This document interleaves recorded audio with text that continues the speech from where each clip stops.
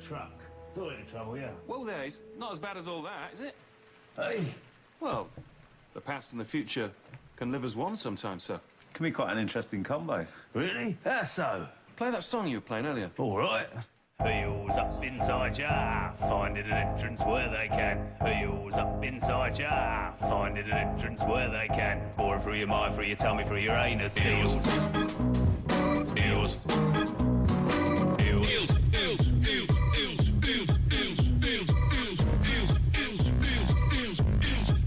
Give it up now. Heels. I'm in a mood today. Dustin, what? And welcome. Yeah, that's your first friend. That puts you in the rankings.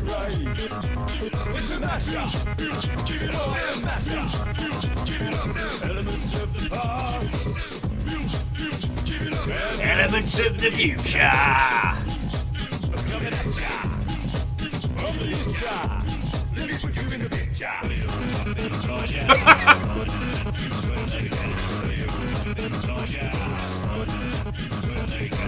Elements of the past and the future, combining to make something not quite as good as either. We were talking the other day about like things that you quote randomly that not everybody gets, and I do the elements of the past and elements of the future constantly. I don't know why. I've also completely cursed myself because every time I start looking up like maybe one or two of the songs from the Mighty Boosh, the rest of my fucking life, so the rest of my month, YouTube's just like nothing but Boosh clips. That's it. Congratulations, that's all you get now. Anyway, how are you all doing? The cure for what ails ya? Oh, doopty-doo, apples and pears. Oh, it's Cockney gorgeous. Did you see old Bessie? Did you dance with her? Sorry. Like I said, I'm in a fucking mood today. How are you all doing? Let's get some emotional support beats going. God. I tell you, if we ever have like another ridiculous period of like success, I'm gonna get a Dreamcast. I got a Sega Saturn, and I love it. I haven't had the chance to set it up as much as I want, but with the new place, you know, we'll get the telly going again, we'll get the Saturn, it's going to be gorgeous. But I've been thinking more and more about, like, emotional support consoles, and it's weird, like, the Game Boy was kind of like my seminal console. That just shaped me as a person. And the first like proper 16-bit setup I had was the Mega Drive or the Genesis 2, I believe. But what's interesting about those is they didn't really have an identity. They were a vessel. The games on them certainly, but once we started getting into like the CD disc era, you know, between like the start menus and the features and the functionalities, consoles really started to gain their own like identity, their own soul. And yeah, the Saturn, the Dreamcast, and the GameCube as well. For some reason, just the environments around them are a big part of me, so... Anyway!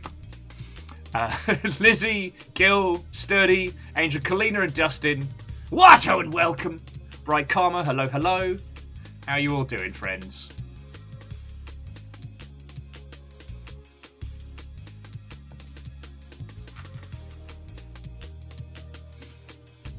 And that's not to, I mean, so, like, you know, it's not to say that previous consoles didn't have, like, a personality. It just, yeah, it just really felt to me that once we started getting into the disc era, where, like, menus were needed, yeah, these little consoles started gaining their own souls. Like, the Dreamcast had this, like, this jet fighter in space, like, music player mode that was feckin' fascinating. You know, we all kind of know the PlayStation environment real well.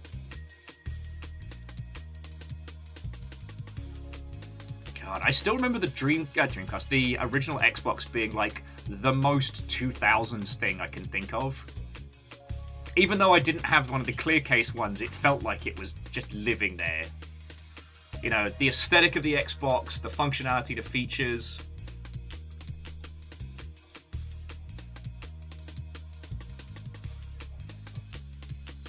Yeah, the Saturn had the space-time travel. I forget what the PlayStation visualizer was. Yeah, Dustin. So many eels. So many eels. Elements of the past and elements of the future. Hookshot, how are you doing? Watto and welcome. And a merry Thanksgiving to you.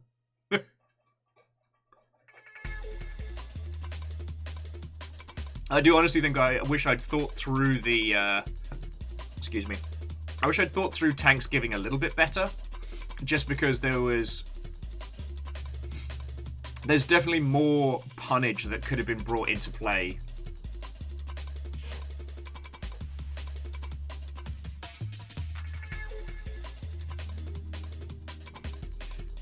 Yeah, Gilbot, I should definitely tread carefully. It's certainly tracked. Gil, you've saved these up, haven't you? It's also because I don't want to play a tank tread mech today. So it might be the pun in name only. But we'll see how the day goes. We'll see how the day goes.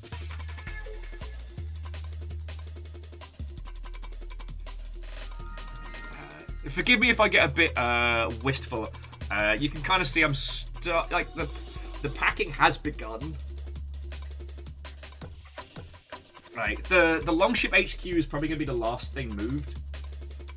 And God, the sheer amount of like little tchotchkes and MacGuffins and things like that you all have sent, it is no mean feat. Like, as much as I hate it.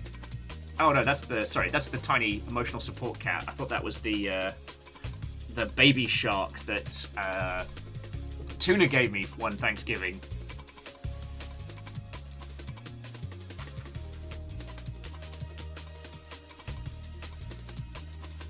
Lizzie, I am I am grateful that there is no snow right now. You know, I'm very glad we're not doing a December move. Though I have noticed that we did still stack Thanksgiving and moving all in the space of a block. If I look tired and haggard, it's because I am.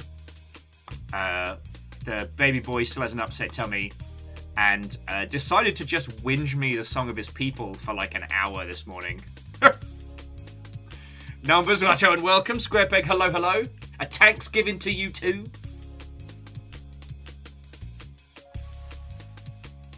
And I hope you're all doing splendid, friends. In Geographic, thanks for the holidays and thanks for the memories, even though they weren't so great.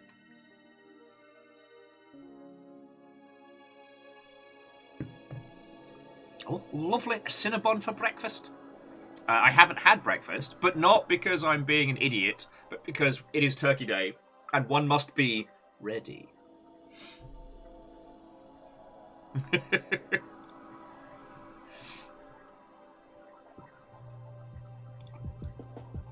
Oh, Ishkar, Watto, and welcome.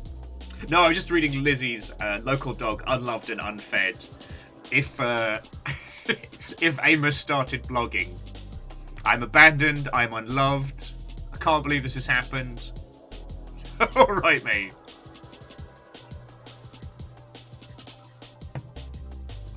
Oh.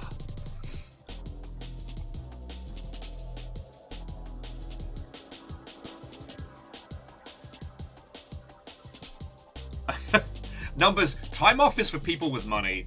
I took time off last week. It was a disaster. So, we're not really eating until like 5, 6 o'clock. So you'll have got me for at least 2 or 3 hours.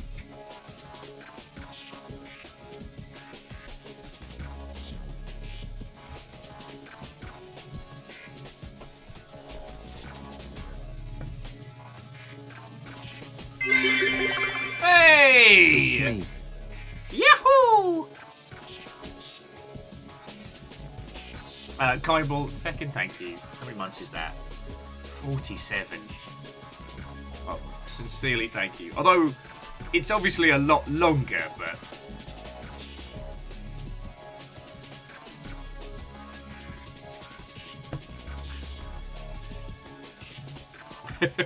No, Gil, I understand that. What's interesting is, like, I don't actually have to play kitchen bouncer. When I was living back in the UK, my job was basically not quite sous chef, but bouncer. Because the amount of people that would be like, oh, I just need to go into the kitchen, and they'd start fussing with things that they themselves weren't cooking. So yeah, I basically had to be like, all right, let's see your ID, please. No, your name's not on the list, you're not coming in. Oh, you want a cup of tea? I'll make you a cup of tea. You're not coming in the kitchen.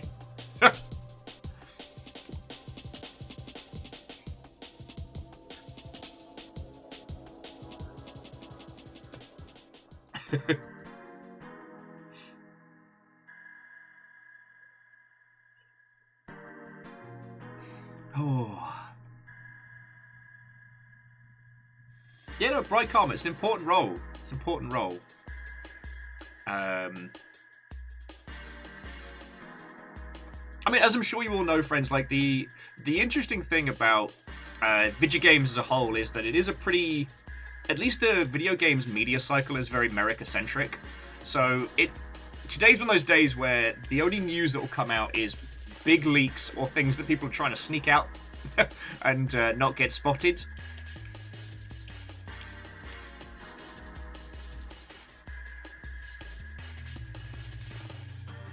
So I'm just having a quick skim to see if anybody's snuck anything past. That's why I'm glaring at the hot sheets very quickly.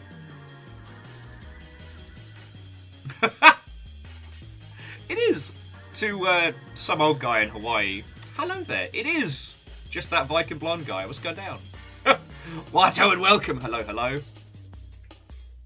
If you're wondering, by the way, this isn't coffee. This is just like this much stovetop espresso. Because I need to get into speed. Because giant robots don't wait for me. Oh, so a couple of things. So if you find yourself, a lack of things to do on this most auspicious of days, so a game that we streamed earlier in the year that was very, very good, Deliver Us Mars, is just free on Epic. If you want something a little bit cinematic, it's not going to stress you out like mechanics-wise, but also. One of my favorite Gundam series, Turn a Gundam, is just on YouTube right now. If you're unaware of it, so the main kind of like Gundam, I don't know if to call it a community channel. It's not a fan channel because it's run by Bandai Namco, but it has that same kind of vibe. Gundam Info is a YouTube channel, and they rotate through the different Gundam shows, so you can just watch them there. And at the moment they have, Gundam G Recognista, the one that everybody hated. But they also have Turn a Gundam, which is one of the weirdest but most interesting. It's one of the few Gundam shows that has had mechanical design from someone outside of Japan. It has one of the most controversial Gundam designs with this like mustachioed jet white creation, and it has this like post-Victorian retro future like aesthetic for the populace, but with these so scientific they might as well, so far advanced they might as well be magic tier mechs, and it's really interesting. I can't tell you whether you'll like it or be confused by it, but you won't be bored. And it's free. So if you check out the video drum, it's in there. And to the old guy in Hawaii, the great thing about Gundam is you don't really have to be into it. Like, you see my massive collection behind. A bunch of these are from shows and films I've never seen. Like, it's not like Warhammer, where if you buy a specific mini, someone's gonna be like, oh, I see you support the blood fart monsters who did this bad thing on this planet, but the power ratio in a fight is over 9,000 or something. I don't know. I don't play hip-hop. No, what's feckin' great about this stuff is you can just get it. Most of the shows, you got one big old timeline, and the rest are just as you will. So I quite like that. So, like, you don't need to know shit to watch Turn of Gundam. It's technically part of the main timeline, but it's so far in the future that there is no connection. Vanderbeest, Nurgle farts are full of corn. Papa Nurgle loves you. Legend, Watto, and welcome. Hello, hello. But yeah, just if for some reason you're lacking in shows to watch and you want to get some good weird 90s anime in your rotation, Turn of Gundam. It's here. It's queer. There's a cow. I didn't say I was going to rhyme this. Actually, one of the things I do like about at least discussing Gundam is that Turn of Gundam is so obviously queer-coded, but whether that's intentional or not is up for discussion. But if you ask Bandai Namco about it, no, straight as an arrow. Straight as, I don't know, whatever it is straight people do. Boring things, I don't know. And to the extent where, so Bandai Namco, the company overarchingly responsible for Gundam, not the people that directly animate and produce Gundam, but the arching company. They said recently of Witch of Mercury that it's not gay. No. They're just very good friends. And everyone's like, huh. Because a few very eagle-eyed individuals pointed out that towards the end of Gundam Witch from Mercury, one of the characters has their nails clipped on their main two dominant fingers. Now, I don't think you need me to explain to you why that is, but it's got real they were roommates vibes. Yeah, Gil, they're just good friends. Sure, Mr. Bandai Namco, sure.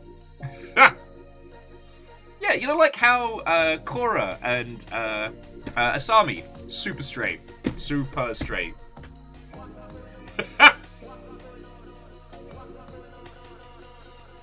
No, Gil, it's for Gundam piloting, of course. That's got to be the reason. Sorry, I don't mean to take the conversation in a strange direction. It's just some of Gundam's queer coding is unintentional. The more I've been researching into the Cubely, which is basically the Great Big Drag Gundam, the more I've come to understand that it's meant to be a bug design. The Cubely's design comes from, what is it, Battle of Dunblane? You know what, I'll just fucking show you, because if we're talking about mechs, it's Mech Battler It's Dunblane? God. Dunbine, sorry. Okay, so this is old school anime. Alright, so this dropped in 83. So after OG Gundam, but before kind of like the massive proliferation of like the real robot space. And this kind of sat in between. Hang on, let me get you some images up. Alright, so this is Mech Battler Dunbine. Sorry, I gotta pronounce it right. And this was that kind of, the mechs themselves are these giant bugs, they're biomechanical, but despite it having this kind of like isekai fantasy, they did treat the mechanical designs with a level of authenticity. So they really did look at how these things would be built and how they'd be put together. Oh, wet paint. Well, Watto and welcome. Hopefully we get to see some more now your rig's getting all sorted and together. But yeah, I hope you're doing well. We're going to be putzing around on some Armored Core. But yeah, so you can see what I mean from this image here, that this kind of like biomechanical idea that would then be taken on for like, you know, Evangelion and stuff like that was kind of crux here. And that, yeah, the whole aesthetic of this show is very like, you know, fantasy isekai, knights, wizards, fairies, magic. But the main part are these big honker-chunking dueling mechs. I guess, Escaflowne would be kind of like the closest successor. So, hang on, let's just bring it up. Gundam Cubely. Alright, so this is the Cubely, which was an OG kind of Gundam design. So let me see if I can find a good... It's just showing us the model. Okay. Guess that'll do. No, that's tiny. Why are you like this? Sorry, friends, bear with me a second. Really good one. You're not helping me out here, buddy. No, I don't want tiny pictures! Oh, I remember when Google image search was good. Alright, just add art. Sorry, bear with me a second. There we go. Alright, that's better. So if you have a look at that, so you can see the identity that came through of Dunbine into the Cubely. But unintentionally, because they were emulating like the bug aesthetic, they end up creating this basically, I kind of referred to it as the drag Gundam. Because like the accents on the shoulder pads, the long slender like nails, the kind of androgynous, effeminate, smooth curves of it. Like, this thing serves. And I've always loved that about it. But if I remember rightly, like the Cubely... Okay, I think the Cubely was from Gundam... God.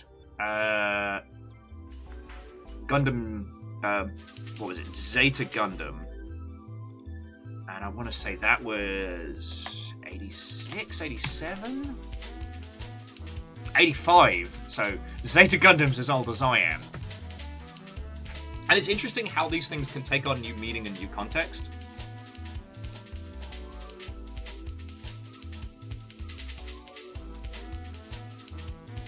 Huh. Actually, Lizzie, I didn't know that. Lizzie was just saying that the Escaflowne movie is different from the anime, the storyline, the character beats, and different from the manga. Interesting.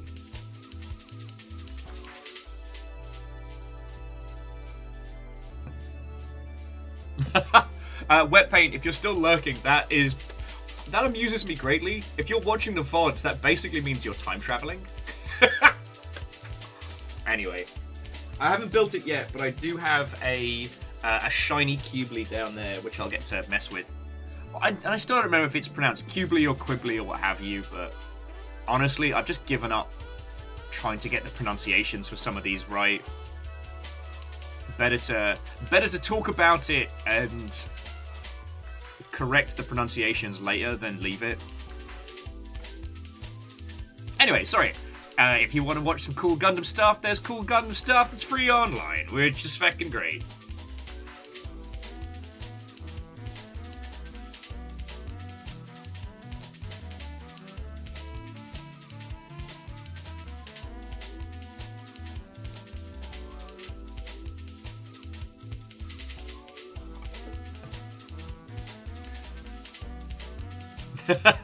Now you get it. Sorry, Hawaii was just saying, quibbling over how to say Cubely, are we? Indeed.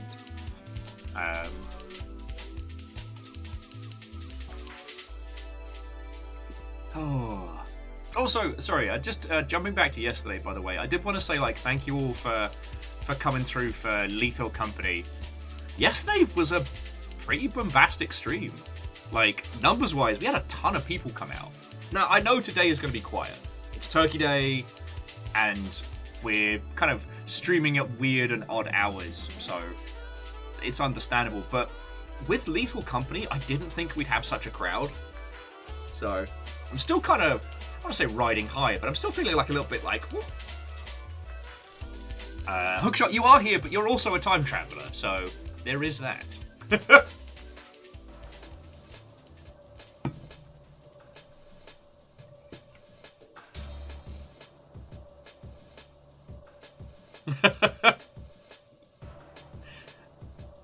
Actually, just very quickly, Vanderbeest, did I say thank you for you filling the pint glass? Because I don't think I did. I guess I'm not quite 100% on my game today.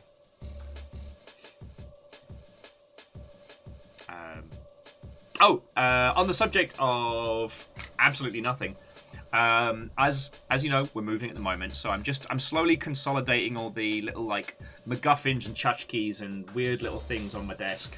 You know, getting ready for the move because it's lots of fiddly stuff, and as I've told you all, everything that you lot send me, I keep, which is a lot of stuff. It's a lovely problem to have.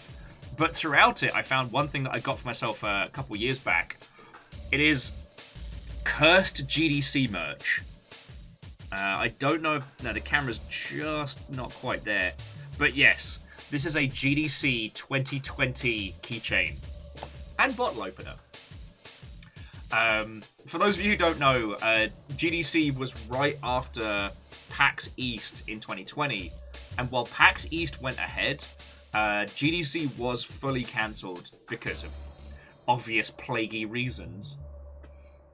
Which did mean that in 2020, like, PAX East was the last convention.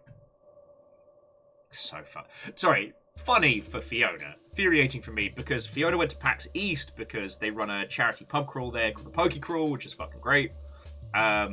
We aren't a very affluent household, so we couldn't really afford to have both of us off and elsewhere that year. So I could only really choose one of the two events. I chose GDC. I chose poorly. So I got all the FOMO of Fiona being away, and then no convention myself.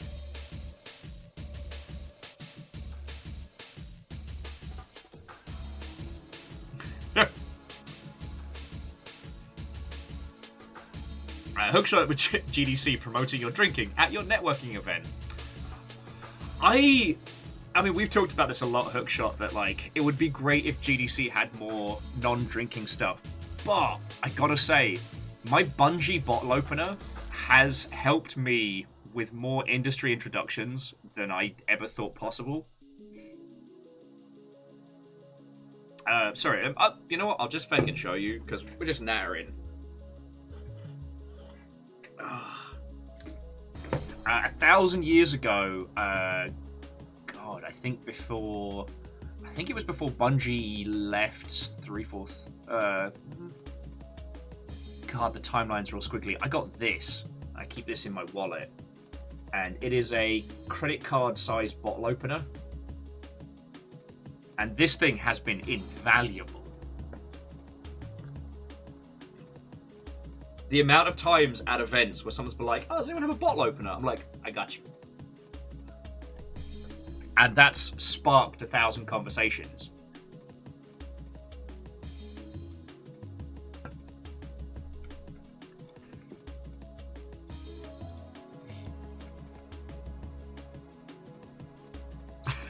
Sorry, Kyle was saying that Turkey Day makes him think of the Addams Family movies. Ah, good times, good times. You know, the weirdest thing about going back and rewatching the Addams Family movies is that reminder of during the 90s when major motion pictures would have like a tie-in song. Like during like the height, I guess coming from the height of that like MTV era, there would be a song and there would be a music video. And they very rarely fit. Sorry, I was reminded this week of Prince did the tie-in song for, what was it? Batman Forever. The one with Tommy Lee Jones and Jim Carrey. It was so weird.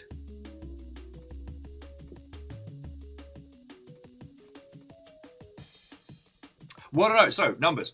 Kiss from a Rose was on the soundtrack, but it was not the official tie-in song.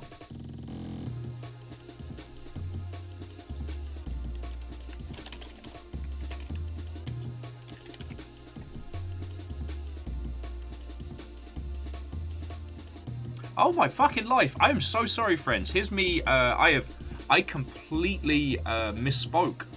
The Prince tie-in song was part of the OG Batman movie. My apologies.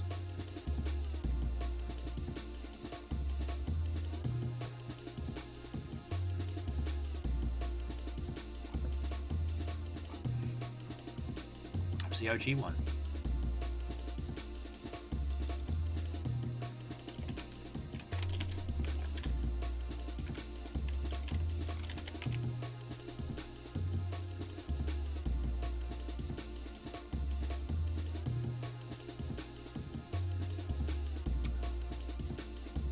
it all gets mashed together.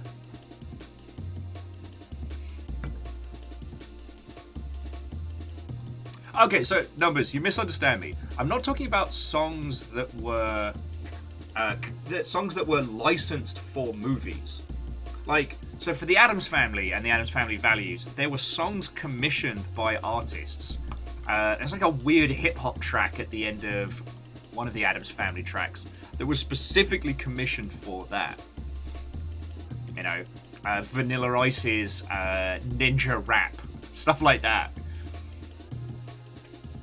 It's just a strange little snippet. If it wouldn't get me DMCA'd into 1,000 years, I would absolutely pull a few of those up. Oh, Shackle, thank you. Also, Turtle Power. Completely forgot about that.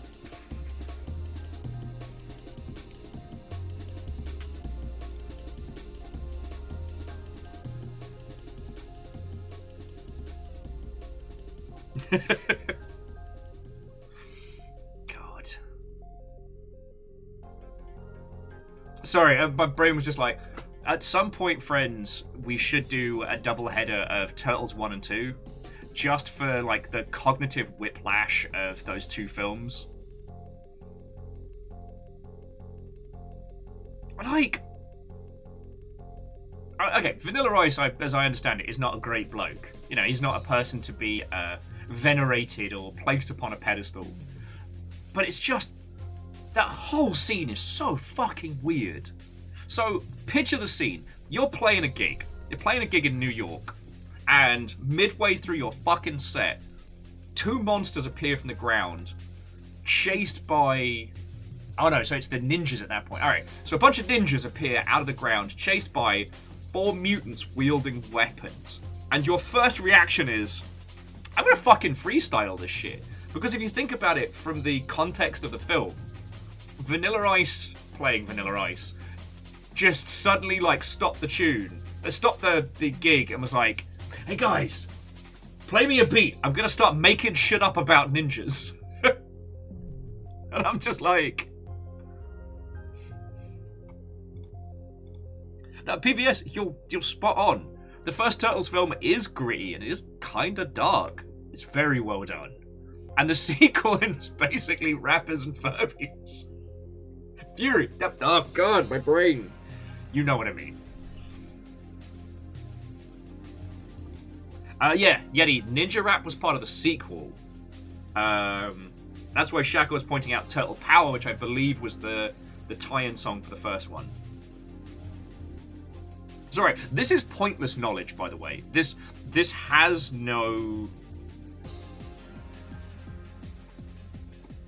Like, this has no value outside of that weird little... like, blockbuster snippet. Lizzie's like, this is not pointless. How dare? Numbers, that is still one. That's a brilliant quote. As a wise man say, forgiveness is divine, but never pay full price for late pizza. And I think it's Raph and Casey Jones getting into an insult fight where they each try and come up with the next letter in the alphabet as an insult. And that's just fucking great. Oh, yay, here's a fun fact for you. You are entirely correct that, yes, due to... I forget what they ended up calling it, but it was like Ninja Panic. Like the Satanic Panic, but for ninjas. Was why they weren't allowed to use their weapons in the sequel.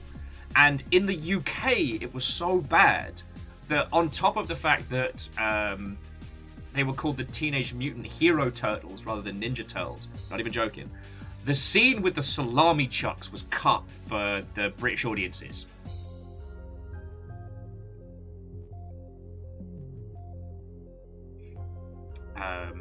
Well, okay, Lizzie, I guess it's a fascinating little part of like media history where sometimes the main marketing maneuver ends up folding back into the creative works. And I don't know if we'll see anything like this with, like, you know, TikTok or stuff like that, but... So, I mean, you all understand the whole point of a tie-in song is as a part of the strategy for marketing the film. You go to fucking If you go to Prince and go, we're going to pay you to make a song that's going to have a fucking music video that's going to be themed around the movie, that's going to go out on all the music channels, which isn't technically an advertisement for the film, but absolutely the fuck is, and that song will be put in the movie. Like, that's a powerful strat, and it worked. Especially when people were putting out some absolute bangers. Like, it's... Reactor online. Hey! Online. Weapons online. All systems nominal. And 2 Twitch pregnancies done. Give me child support, you corpo bags. I don't know where you're going to find the corpo bags in this place, friend. This is... Oh boy, yeah, we are definitely not rolling in corpo cash, that's for sure. Mega Boss, how you doing? Watto and welcome.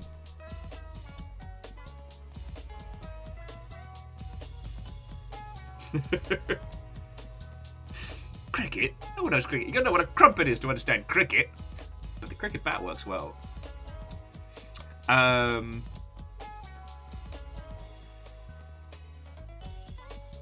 Oh, yes, just the idea that the things you do around marketing your piece of art, your works, your mediums, can reach outside of that and how that can create, I think is fascinating.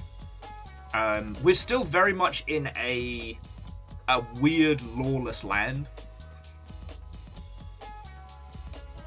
YouTube didn't really solidify in the way everybody expected it to, and in the manner that it exists, it's harder to go for these kind of like guaranteed bangers. We have kind of like outreach and marketing with like content creators, but we talked about that yesterday.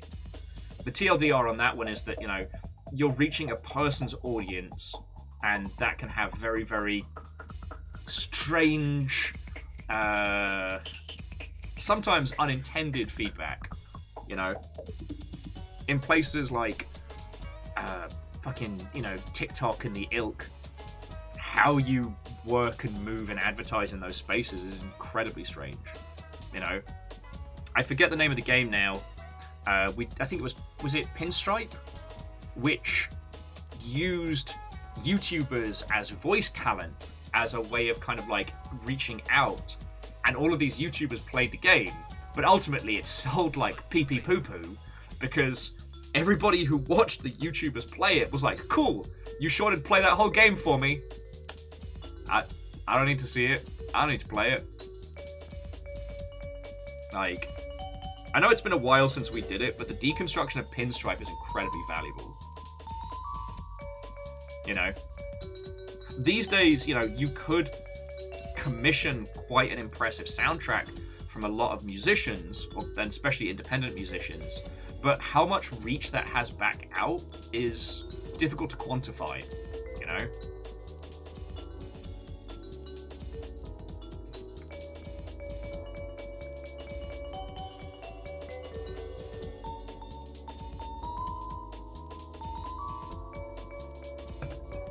I guess I find this stuff kind of fascinating because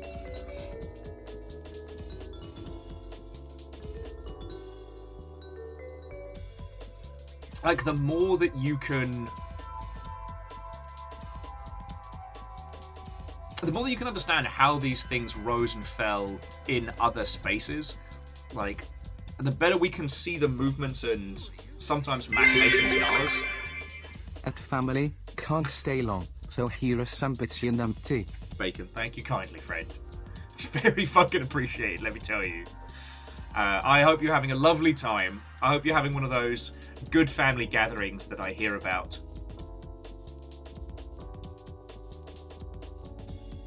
Fucking yo. Sorry, I don't know how you have a clever ending to that one. I'm trying to think of some other, like, strange quirks of marketing. I mean, we talk pretty constantly about the whole, like, reversey-pursey of, like, the 80s toy commercial cartoons. How they themselves end up influencing, which I think is fascinating. Yeah. And Kyball, thank you for the pint glass. As one of my old teachers used to remind us, is that very little art is done without the intent of... Very little art is created without the intent of gain. Be that gain of reputation, gain of audience, or gain of finances. And the reason he used to like to remind us of this was the fact that, you know, we venerate Shakespeare on the regular, but that guy had no qualms in making sex jokes and writing sequels. Like, there's a lot of King Henrys. There's a lot of King Henrys.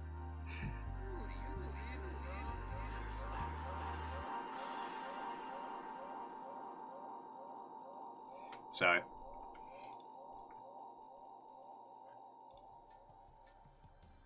Sorry, it's one of those weird things of, like, the games industry grew up in the shadow of cinema, and there's so many individuals who emulated the wrong parts of that industry. I do think about that a lot. Oh yeah, no, Lizzie. That I think is also a fascinating thing, is that the Transformers... The history of the Transformers is so fucking fascinating. A line of, like, nondescript transforming toys that were bought, that were repackaged by an American company with a throwaway cartoon to just fucking sell them as quick as, that ended up re-influencing the originals and tweaking and changing it. Like the whole intersection between, like, the Super Sentai works and Power Rangers is well documented, but the only way to make something like a comparative... Super Sentai comes back into itself, right? But there's still people who fight monsters that turn into kaijus, right? The original Transformers line was just meant to be a surprise! It's actually a little robot hiding as a thing. You know, like household everyday objects. Like this gun. And, yeah. You know, PBS, I believe Orson Welles' final film, he played fucking Unicron.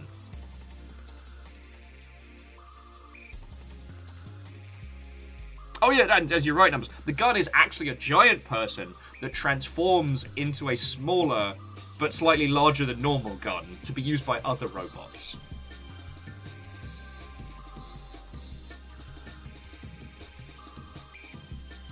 Rose Bottom is Prime. Fucking hell.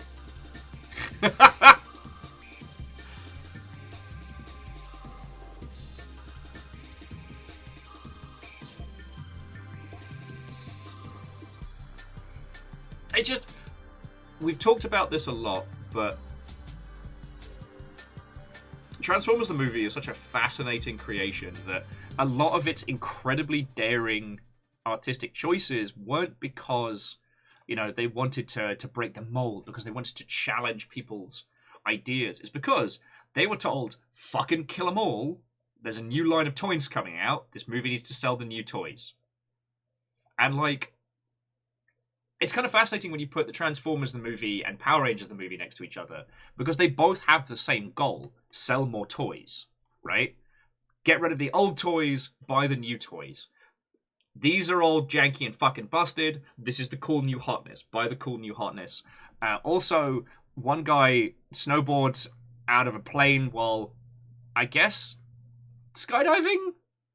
Power Rangers the movie's weird. It also fucking bad. Transformers the movie fucking slaps. Actually, give me some Sonic jams. I don't know why I'm feeling those today. That Sonic Spin Dash mix.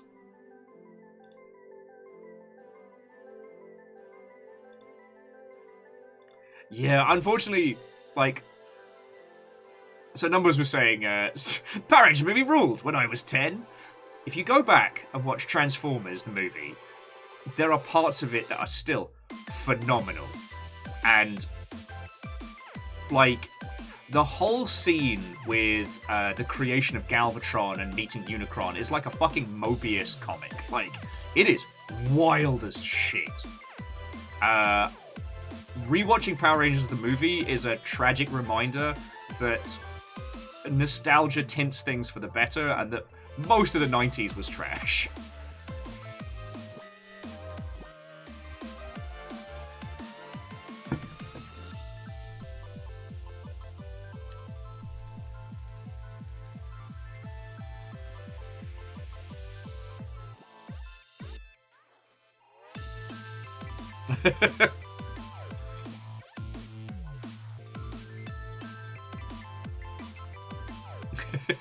Sorry, Bacon was just saying that Bacon's brother and mum's husband are watching American football and keep looking at the tech behind the screens for the obvious marketing plots. Oh, the things I have missed. The Black Death. The Spanish Inquisition. The Brady Bunch reunion. Okay, I didn't say all of the Power Rangers movie was terrible. There are a couple of bangers. And the guy playing Ivan Ooze is just living his little best life.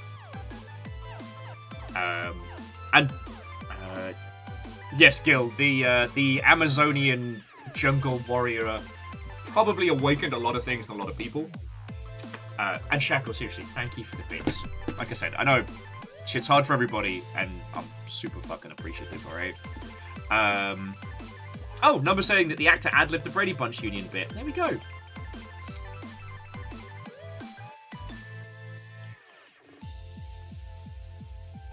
Oh shit, where was I going with it? Oh, just the Bacon Avenger. What you need to do is find a way to put on like some weird, stupid video game made-up sport, like Blitzball or something like that, and just deadpan be like, "Oh, you didn't know this was a thing?" Just see how long you can go with like faking a pre-recorded YouTube video as some live sports event, because I love how fucking stupid Blitzball is. And I played a lot of it. Mainly because I was determined to win that first impossible fight. The first impossible match that you have to play. Which, by the way, if you win, it changes fucking all. It was the... I wasted like 2 days of my life on that. But anyway, sorry. Oh, now, Gil's mentioning the Power Rangers the movie video game. That is fucking brilliant, and it's... I mean, they put a Street Fighter control scheme in a side-scrolling brawler. They actually gave it some weight, and I'm often amazed that more titles haven't gone for that. If you want that same kind of vibe, by the way, and I'll put it in... I'll put it in our friend's game. Slave Zero X, sequel to the seminal Dreamcast game, is going for that similar kind of philosophy, like side-scrolling brawler with a like complex 2D fighting combat system. So I'll pop it here and then.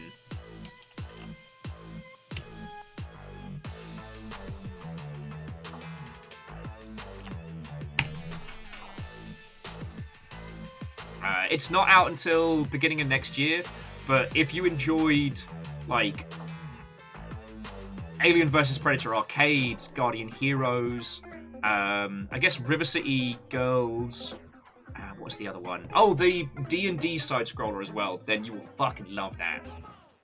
And it's been made by some friends of ours, so you'd be helping out some cool people.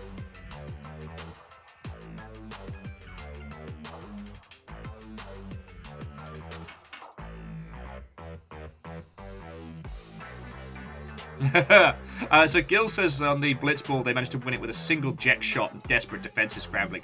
It turns out, like, it's a small little corner in the map. Peter winning the first Blitzball match. 1. Learn jet shot on the boat. 2. Spend the first round doing nothing but passing the ball between your players. 3. Score just before the end of the first half. I see you all have played Blitzball before. Strategy that got me was successful jet shot, and then there is a corner behind the enemy goal where the other players can't get to you because they never assumed anyone would avoid scoring and would just hide. So you can hide behind their goal. I think it's like the back left corner, and the other players just don't know what to do with you. Gil, it still took days because the placement is very precise, and if you move out of it, you get swarmed. And you still have to get that successful jet shot. Because trying to get more than one score is nigh and impossible.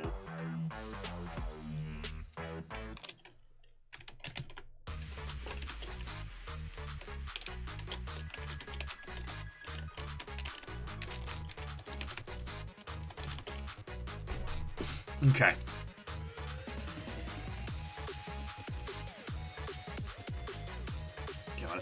I have to admit, I get the urge, maybe like once every other year, to do a replay of Final Fantasy X, and then I'm reminded of what a gigantic time commitment that is. Like, at least with Final Fantasy VIII, I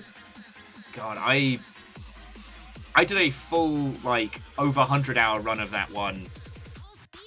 I don't even remember how much of that was triple triad, but a fucking sizable amount.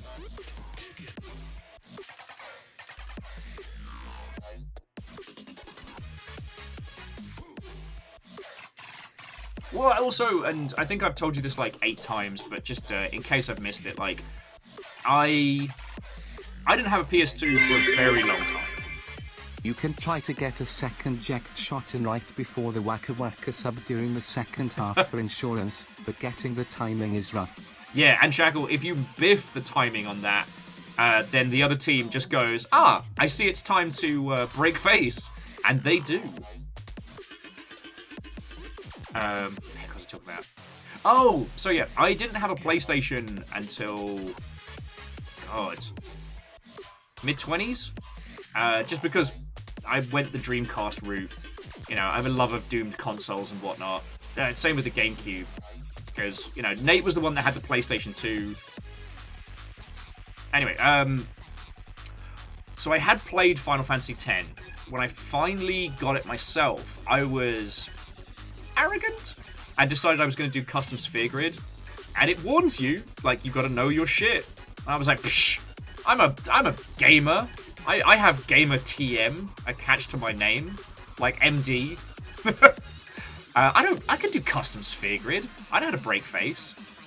Thing was, I didn't put any stock into any kind of elemental attacks, including darkness.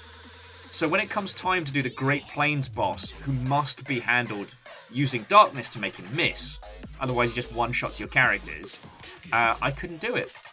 Could not do it. And I wasn't in a position where I could edit my save state or anything like that, so I had to start again. So technically, I've gone mostly through that game like 3 times. And let me tell you, by the time I finally finished it, I was like, I'm good, I'm done, I'm out. You know, it got to the point where, for those of you who haven't played it, Yojimbo is one of the summons. He is motivated by cash, that's his whole thing. And depending on how much cash and time you've spent with him, eventually you can just flick him a single coin and he'll just murder everybody for you. It's great. I kind of appreciated the summon style for that one, but... Oh yeah, Moose, the unskippable tutorials. It was a different time. We've learnt a lot since then.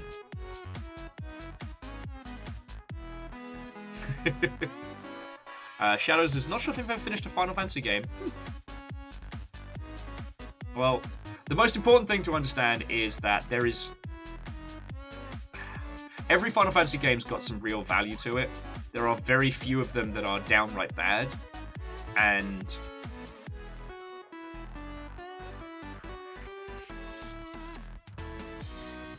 I don't know.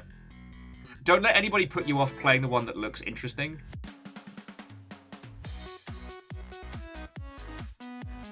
Unharmonious, what and welcome. Oh, lovely.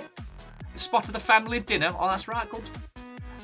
We're going to play some giant robot-y stuff in a little bit, but we're just kind of having a natter at the moment.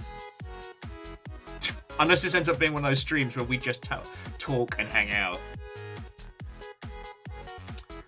So Gil finished 7, 10, 9, 13 on the backlog. I finished 1 Legends, not Legends 2, that one's just insurmountable. I finished Tactics, I don't think I finished Tactics 2. I know I played it. From the mainline ones, obviously 7, 8, 10, 10-2.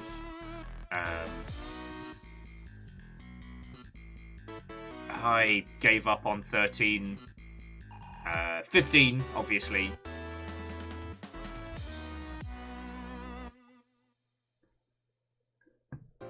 God, I'm trying to think. There's probably a few others. Oh, the one that was kind of like one of the first Magitech ones. That was like, it was Final Fantasy IV in America, and it was like 6 in Japan? I think. Fucking naming conventions doing my bloody head in. But yeah, no, I did that one. 6 was 3, okay. Whew.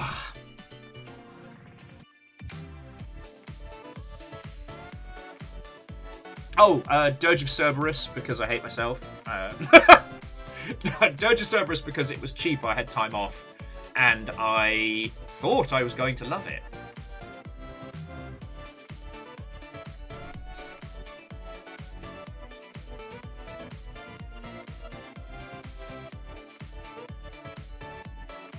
And Gil, good luck. If in case we don't get the chance to wish you for a spot the old DreamHack. I'm worried about what Tekken 8 is going to do to me, but I may be back on my bullshit at that point. Oh shit! Right karma. Crystal Chronicle. Never finished it though, because we didn't have all the pieces. So it was an endeavor to get everybody together. Same with Four Swords. For those of you who don't know, just in case, like, Final Fantasy Crystal Chronicles was designed to be played with a GameCube, 4 Game Boy Advanced, all connected to the same console with your own, like, tiny little handheld setup. It's kind of interesting when you see, like, the evolution, that, like, both Sega and Sony made their little, like, pocket variants for their 32-bit CD machines, right? So, like, we had the VM... Oh, no, Dreamcast was 128, sorry. But there's this through line of handheld additionals that kind of got left behind after the Link Lead for the GameCube until we got back to the Wii U and then the Switch. Like, there's this fascinating evolution of, like, handhelds intersecting with consoles. I think about it a lot.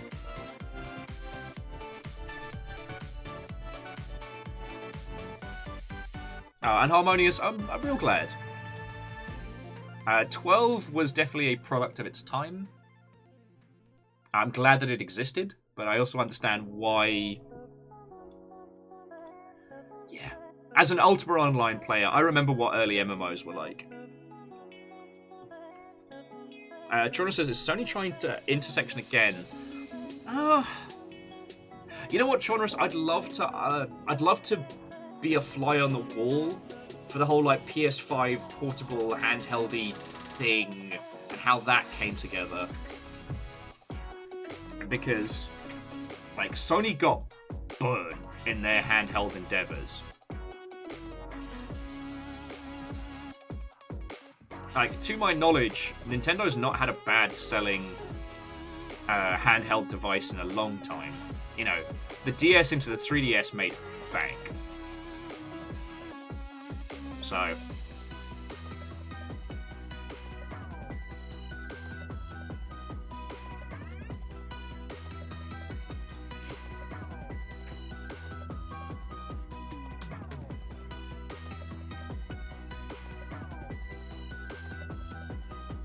Sorry, that was just me kind of like pondering the stars there, because there's been a lot of strange comms around this new, like, Sony peripheral, which, to my understanding, is basically like a little handheld streaming device that lets you play your PS5 game without turning the telly on, which is fine. There was a lot of press around how it had sold out, how it was doing so well, and I'm just, again, it's a great reminder that press releases saying how good somebody is or how great something is selling doesn't necessarily equate to that. There are ways to fudge the numbers in your favor, as I'm sure you're all aware. You know, that's why I was so fascinated that Final Fantasy 16 reported to underselling. Like, because PS5 had been so heavily PR'd in terms of its sales figures. I thought it was kind of fascinating. I'm not saying the PS... What are we up to? Yeah, 5. Jesus, lost count. Is a bad system by any means, but, like, it launched during a global shortage on, like, chips, hardware, and infrastructure. And yet we kept seeing all these posts about how it was selling so well and how it was doing so great. And, like, my little bat sense was like, I'm not buying this. I'm not buying this. However, we didn't really have anything concrete until Square Enix was like, yeah, Final Fantasy 16 did not sell as expected. And I'm like, but it slapped and it's an exclusive, like you've done on previous ones.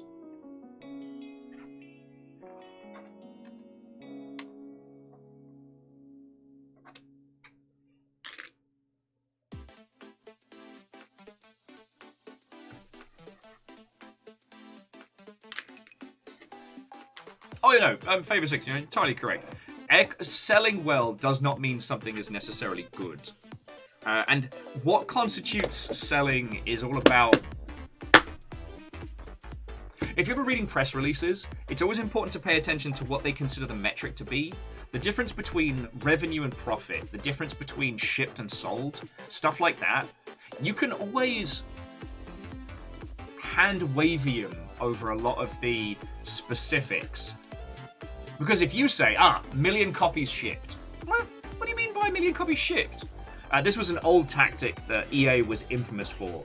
What it means is, a million copies of something have been shipped to stores. It's not a million sold, that's a million have been sent out. The difference between revenue and profit, I always find that one fascinating when people have to specify. Revenue means how much... Excuse me. How much has been generated before everybody has kind of taken their cut. So, let's say you make a game and you sell it for $50 on Steam. That's $50 in revenue if somebody buys it. But it's not, because Steam takes their cut. And then when you get to like larger things involving like distribution and, I mean, what used to be brilliant bricks and mortar stores. 10 million copies shipped to an unmarked dump in the Nevada desert. What is ET for $200? Thank you, Shackle. But yeah. I know this is not the most fascinating of conversations.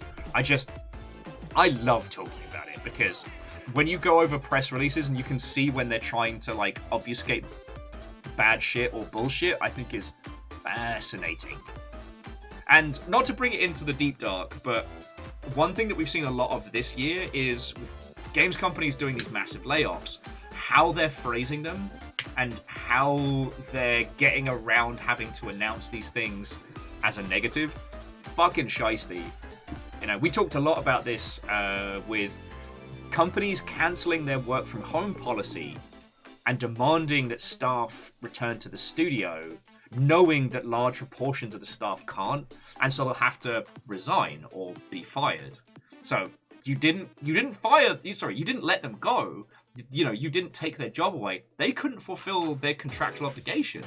It's like, fucking wankies.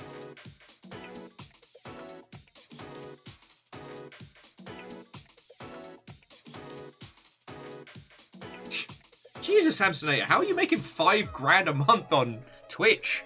Fucking hell.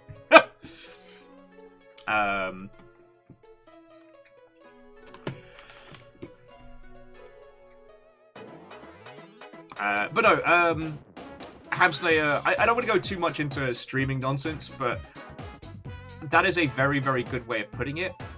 You know, Twitch is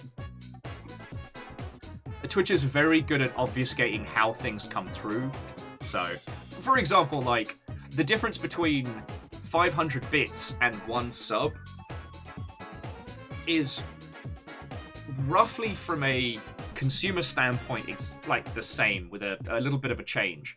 But what actually happens as it comes through is drastically different. Oh, okay.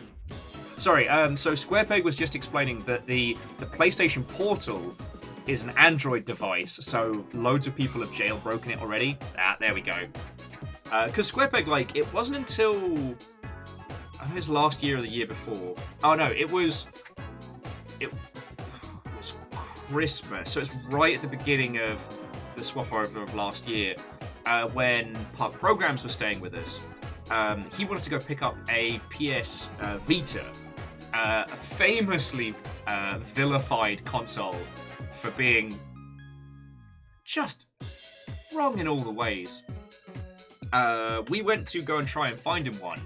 It turns out that the Vita is so easy to jailbreak. Now, obviously, we would never condone that, or any kind of illegal practices on this Twitch.television, but it turns out that it's become a fucking collector's item, because it's sold like garbage.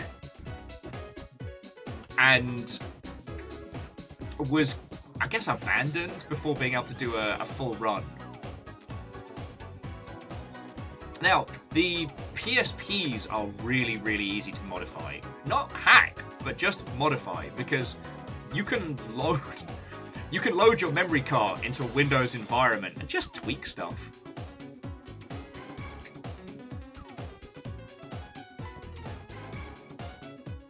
Good times, good times. Now, obviously, no one would use those powers for, you know, for running emulated software or anything like that on a PSP. Not at all.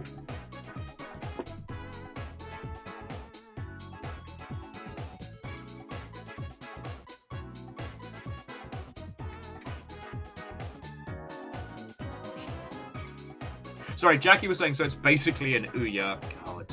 It's weird to think about how...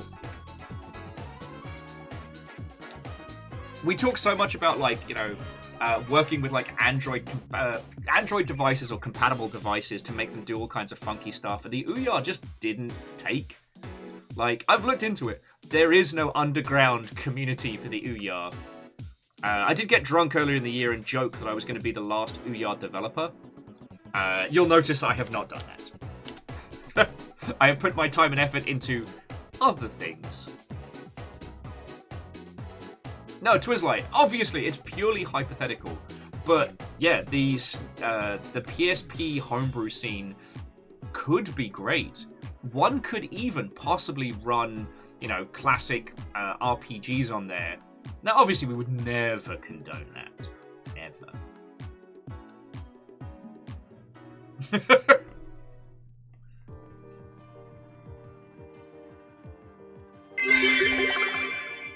Speak not of memory cards. 'Twas a dark time.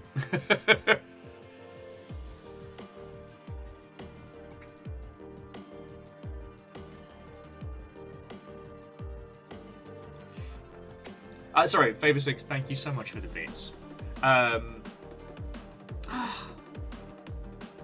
It is fascinating that there was a large proportion of time in our industry where you had to pay money to be able to save your game. And I still think about that. And significant. Watto and welcome. A happy Turkey Day to you all.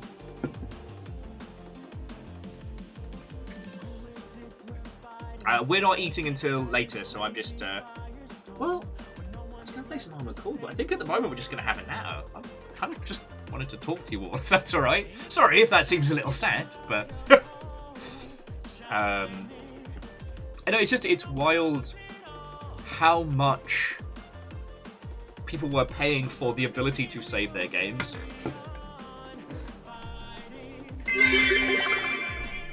Are the past, where you had to pay money to save your game, but online console gaming was part of the purchase. Only for the Dreamcast. I guess it was the Dreamcast and the Xbox, which were the OG kind of like internet out the box. Because for the GameCube and the PS2, you had to buy an additional peripheral.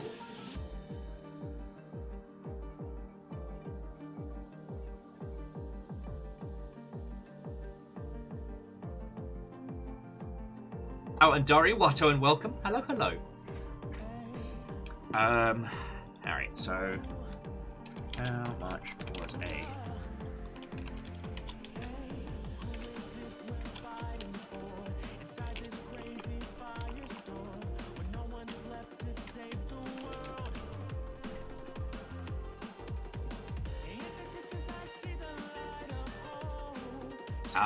okay, so just to put into perspective, friends, the PS1 memory cards were $20 at launch.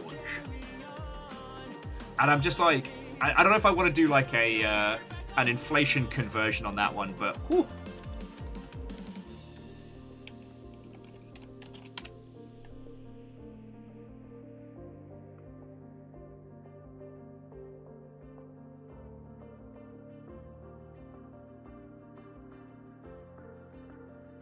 I'm just looking at the cost of a VMU when that dropped.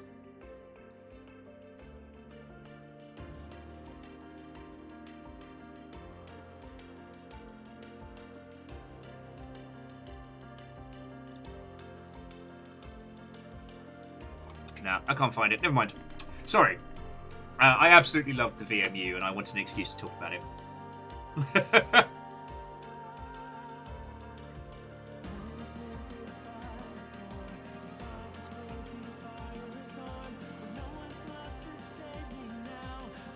I know, Hamsonator, those cards being wiped or going through the wash or what have you, I treated them with the reverence of some kind of talisman that would protect me.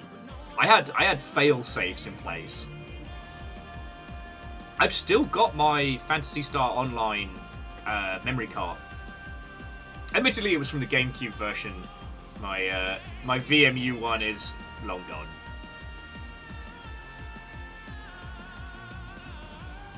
I still remember being all smug and shit that the difference between the PlayStation and the Saturn was that the Saturn actually had built-in memory.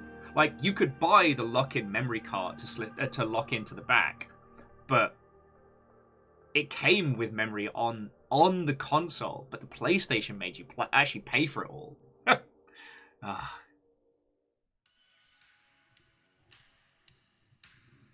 Oh, Gil, you absolutely should do. I know somebody who sold their copy of Panzer Dragoon Saga to trade in for a 3DO, and never forgiven him for that. I have my...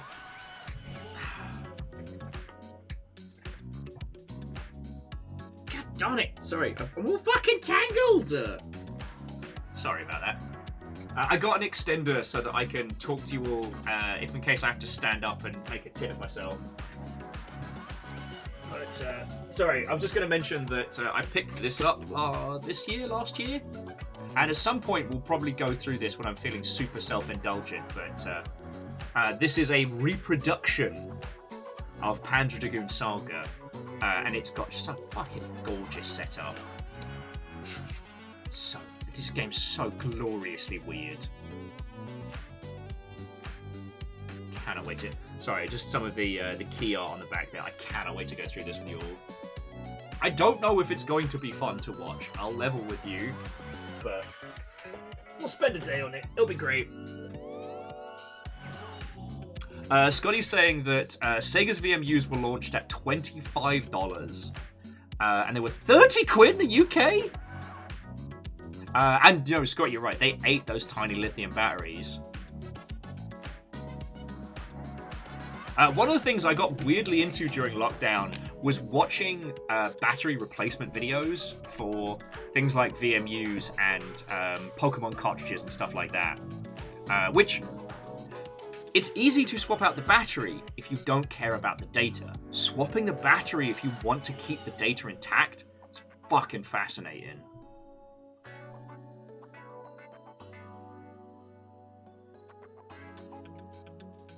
Oh, and Scotty, what a welcome. Hello, hello. We're just having a little hangout and a natter.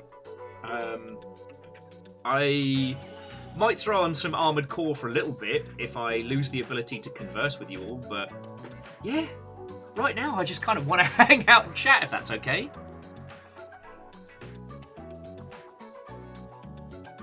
Like, honestly, I wonder if we do end up playing something, I wonder if I just pick something small, because you've only got me for another like hour and a half or maybe 2 hours, and I don't want to half-ass the.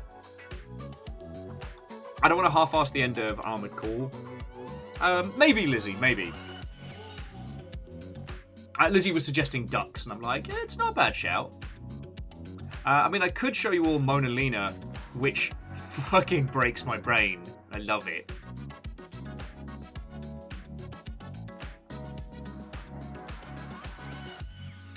I don't think I've got anything with tanks in.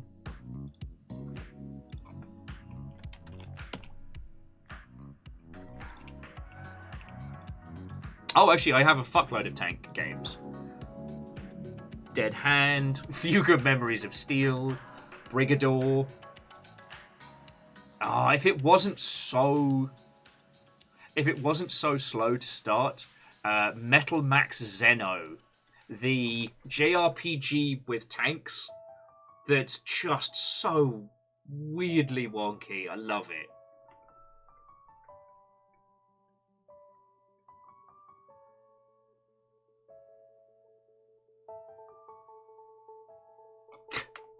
And yeah, the less said about Panzer Maidens, the better.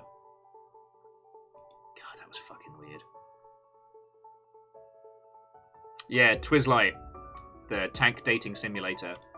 That one is... Okay, the reason why that one is so weird is because narratively, it's not anthropomorphized tanks. Oh, sorry, I don't know if that's the right term. It's not tanks that are also people. It's not... It's a group of people that think they are tanks. And this strange 50-something drill instructor that's encouraging them. Like, this... It's fucking weird. It's fucking weird.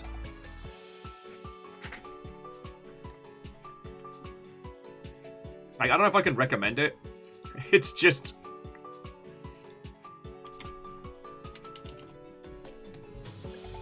No, Shackle, they're not. That's what's so feckin' weird about it.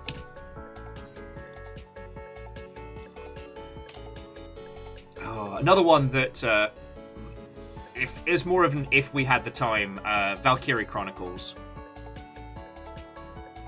Because I don't even know if I've touched the fourth one.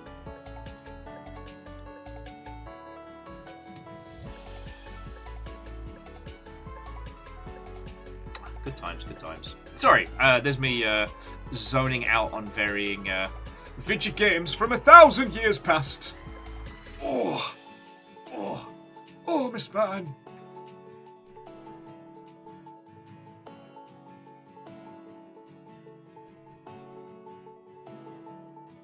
I don't know numbers. Does Trails in the Sky have sky tanks, or as we call them, planes? Oh.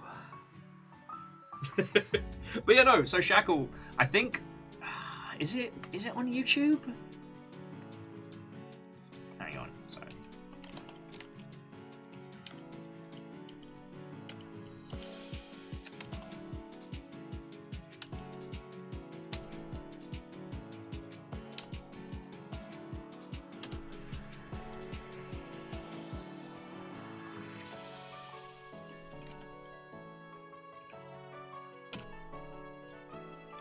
YouTube's being a pile of shit. Bear with me just a second. I can't remember if I did a... Because I know we did one manga day, which was fucking weird.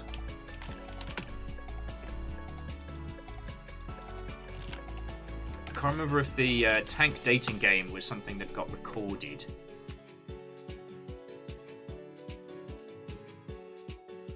Because if it did, it's like pre-Longship.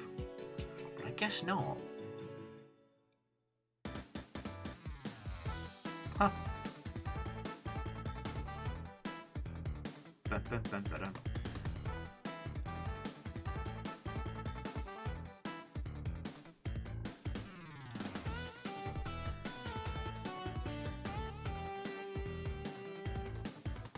Okay. Well, I have definitely played the Panzer Maidens game, and it creeped me out because, yeah.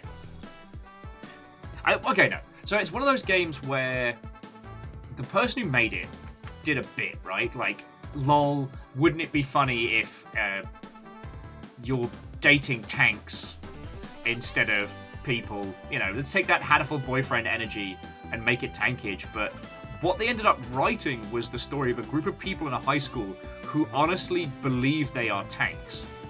And they are absolutely not. And I don't know what to say. It's like, the intended joke doesn't land. It is very funny, but not because it is written funny, you know what I mean?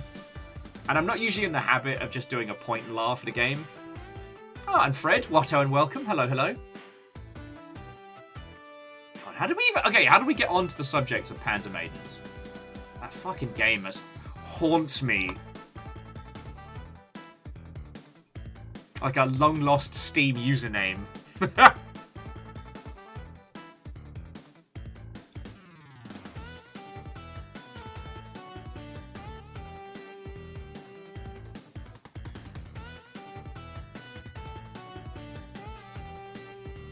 Oh, yes, Harmonious. I was looking for games that are also tanks.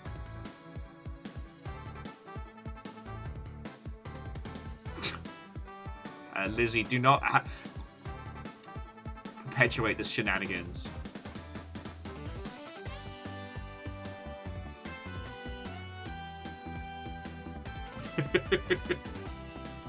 Heckin' yo. You know what? That's it, Scotty. I mentioned Panzer Dragoon, and I opened up the door that should have remained closed. God. At some point, friends, I'm going to have to do a rework of the grand streaming list, and I've just realised what an endeavour that is.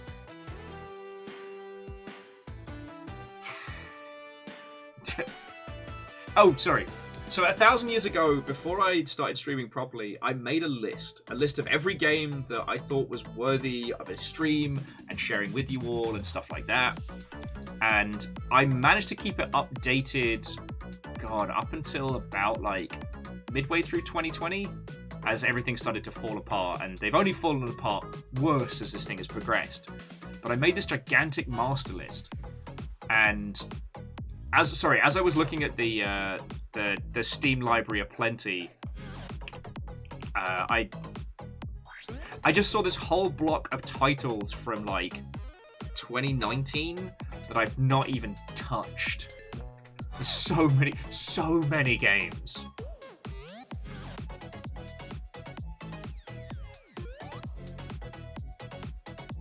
Like, it gets fucking wild.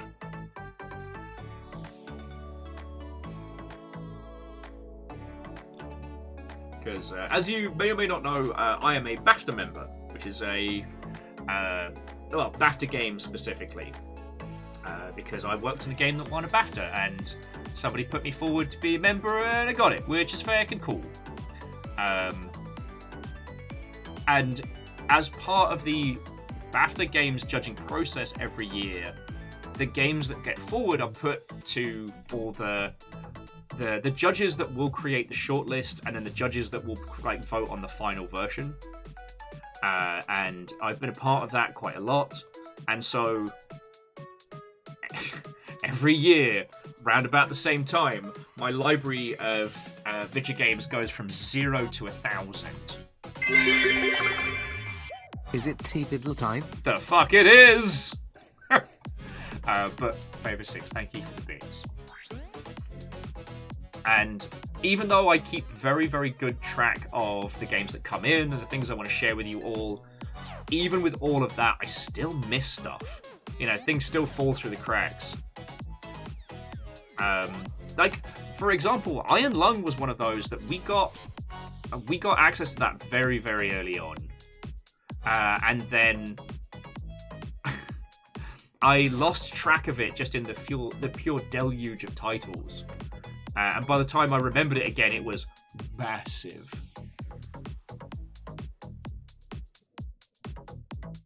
God. Gil was saying their backlog is 74 games strong, 80 if you count the individuals in the Cowabunga collection. That's a doable amount of games. That's a doable amount of games. Like, I keep a pretty good...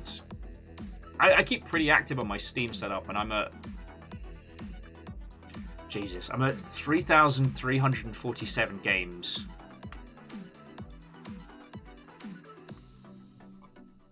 And that's even with playing games on stream and playing games in my downtime. I think my played percentage, I believe, is like 40%, which is very good for 3,000.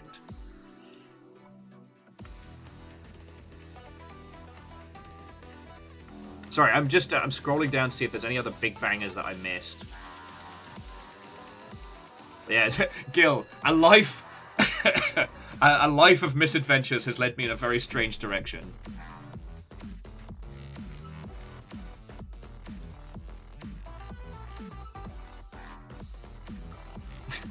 Sorry, alright, so I'm scrolling down, I'm like, oh, feck, we never did Chicory, A Colourful Tale. That's one that fell through the cracks. Gorgeous game. Love the premise of it. You know, the jumping off point is a game about bringing colour to the world. Who doesn't love that? But then 2 steps down from it is 12 minutes. What if incest was the main aim of the game? 12 minutes. I have no qualms in spoiling 12 minutes because... Do you know when we talk about how games have, like, artistic messages, intentionally or unintentionally? Rilu! Hey! What did I walk in on? I was just talking about games that have slipped through the cracks that I haven't had a chance to stream. Okay, so, 12 minutes. Fucking 12 minutes. Alright. So, hang on, I'll just bring it up on main screen. So, here it is. It is a game that takes place inside this whole tiny town. It's got, what's the cast again? Sorry. It's like... Hey! Agananaki, feckin' thank you. It's got Daisy Ridley, Willem Dafoe, Elijah Wood, like, this is an all-star cast. And when we first saw this, this should be, like, indie game crack, alright? Great cast, incredibly clever premise in terms of art style. The whole game is played top-down like this, and you're basically going over the same 12 minutes on a time loop, trying to work out what's going on.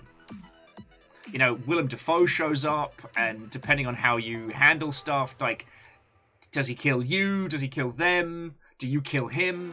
Like, you're trying to decipher this mystery that's presented in 12-minute bites. Brilliant. Ultimately, and I'm spoiling this because fuck this game. Ultimately, what this game is about is you wanna go to Pound Town with your fucking sibling, and Willem Dafoe's like, that's bad.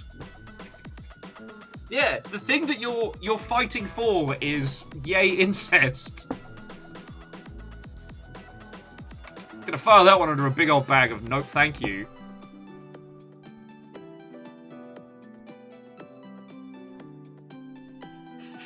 So yeah. That's 12 minutes, friends. God.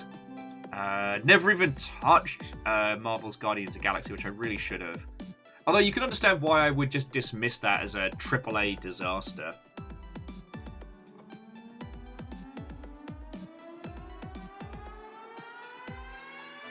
Oh shit, there's a bunch of DLC for Rift Breakers. I need to get back to that one.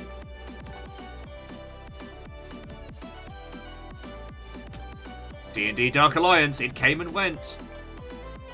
But see, you get into blocks like this where the games I missed, or the games that got slipped past, were also alongside the ones that, you know, we spent time with. So like, Road 96, that game was incredible. Like, I was so sad that the follow-up was so mediocre. But, God, what an absolute banger of a game. What were some of the other ones here? Button City, that had its own feckin' esports built into this cutie patootie Fox game. They're actually doing a follow-up, which is a sports game. Unavowed. Back for Blood. You had so much problem. Oh, it's the beta, but yeah. The fucking Lakeview Cabin Collection. The second game's already out. I'm not going to click on Midnight Succubus. But... we did... Wait, no, we did Journey of a Broken Circle, didn't we? We streamed that. God. But sorry, to Relu and everybody who's just joined, how are you doing? It is Turkey Day out here in the United States of America! And Fiona's out just getting bevies and last pieces. And I'm hanging out with everybody here. Oh god, Neo 2, I'm scared of that game. The combat system of like high-speed Ninja Gaiden, the the progression and crafting system of Diablo, and all the weebery of Onimusha, like, it's not fair. It's not fair. God, what else?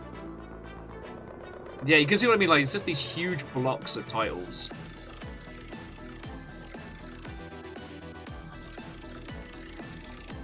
I mean, Relu, that certainly is a way to spend a Thursday night or a Friday morning. Time travel.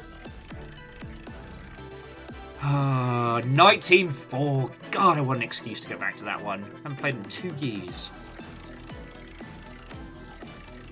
I'm just seeing if there's any other, like, sneaky bangers, like, buried in these huge blocks.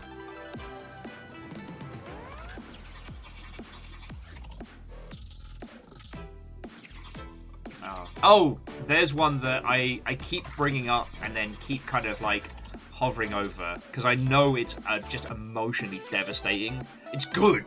Like, it's a great game, but it is half a brick and a sock, and it has no apologies.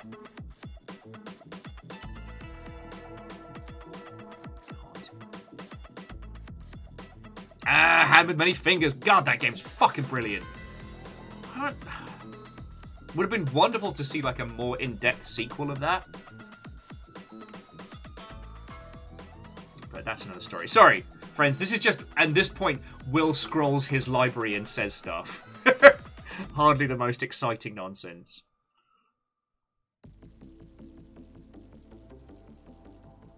God, 2020 was such a blur. I know there's a whole bunch of bangers just hidden in here. We never get to spend time with Due Process. I guess we just don't really have that interlongshipian competitive nature for Due Process. Brilliant game. Oh, if you hadn't seen it, so Due Process is what if CSGO, but with procedurally generated maps and more physicality. So it's kind of like indie Rainbow Six Siege, but a little bit better.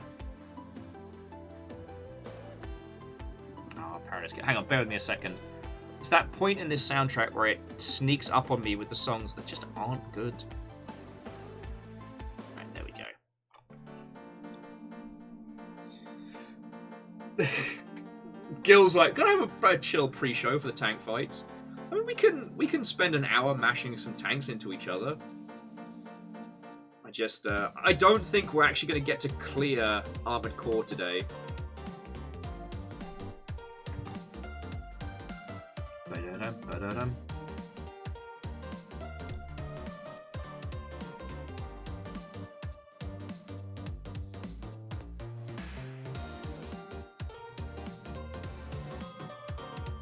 All right. The craving for mechanized warfare is loud, so let's get Armored Core booted, and we could just have a little natter.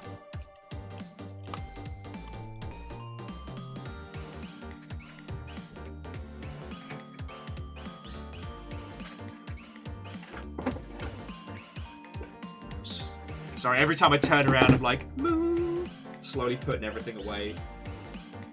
My box of loose Gundams is drastically more than it was last time, let me tell you.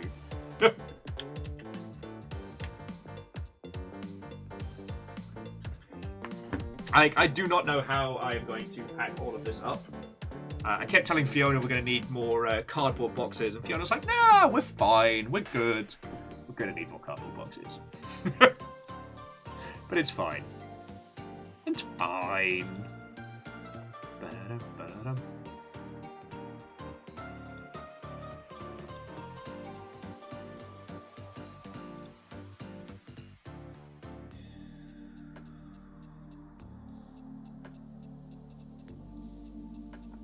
Alrighty. Yeah, Rilu. Like, I don't even know how to begin to comprehend moving like that physical library. Like that is a threat tier amount. And J-Post, Watto and welcome. Lovely to hear.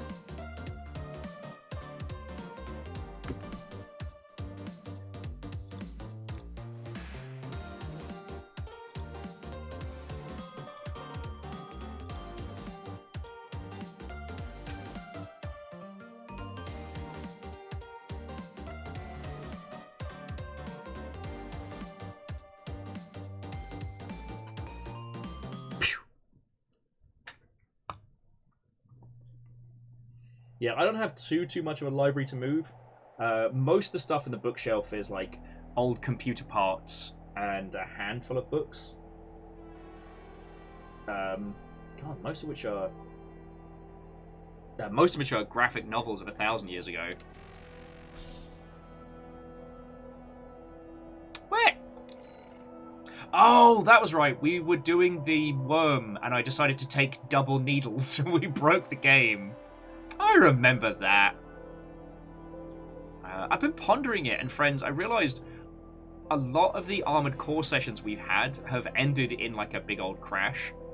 So it's obviously not going to be the case tonight because we're not going to be playing it that much. But for future sessions, what I'll need to do is I think close Armored Core down, have a little breather, and then continue, because there's definitely some kind of memory leak. Because I have noticed that my streaming software gets choppier and choppier as things progress. And a few previous streams, like alerts, have gotten all chunky in the corner, so...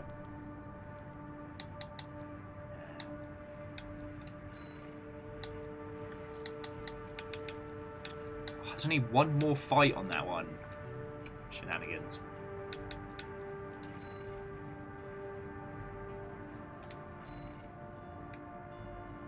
Let me just give this a little run around for a second. Gear Graphics says that they're planning a Tau Armored Core ahead. And at 14 kits for the 2,000 points be... whew, spicy! I mean, I'm waiting for the reprint of Armored Glint, of White Glint.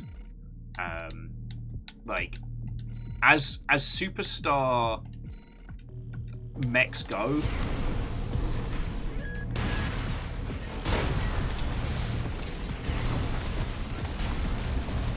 See what happens if I hit with two of these.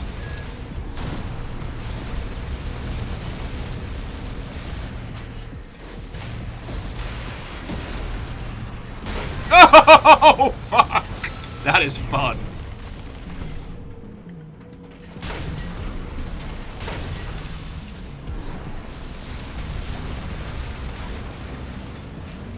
That is a lot of fun, I won't lie. Oh, actually, so, since last we spoke, since last we dueled with giant robots, good old Vati Vidya Body Booty What's It put out a video, which I will mock a little bit, because it was called, like, 50 things about Armored Core that you don't know. And there's, for as much useful stuff in there, there's a lot of faff. That's got a lot of that. For example, they get into the whole the cut content conversation, which always drives me up the wall. Because, okay, I get it. Like, the Dark Soulsian franchise and Bloodborne did a very, very good job of obfuscating...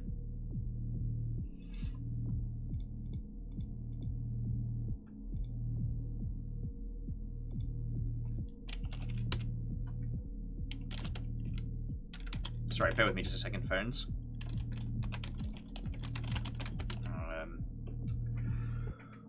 Sorry, yeah, the FromSoft style of storytelling does obfuscate a lot of information, but there's this part where those particular communities go hard and try and decipher meaning from things that were removed from the game or changed, as if they are like hidden pieces of architecture, like unearthed. And it's like trying to decipher what went into a meal by all the things in the bin. Like, yes, there was definitely some chili powder that went into this, but there definitely wasn't a half-eaten, destroyed shoe that the dog chewed that went into that game.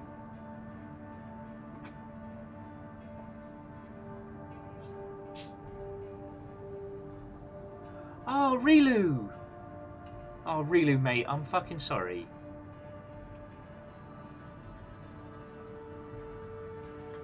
Well, at some point, Rilu, we will have digi drinks, and you can tell me all about it, friend.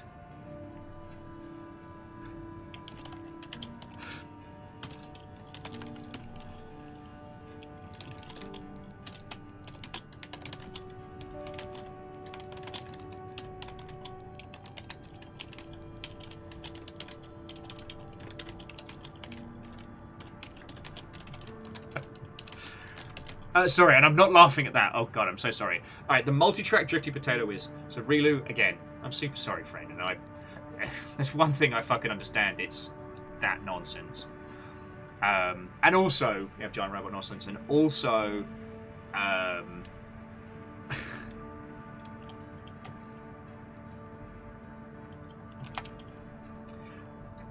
the gentleman that I'm... working for on Cosmic Crowbar was asking me for a thing. I was like, oh, I'll get that for you now. And he's like, no, it's after work. Like, that's why I was chortling.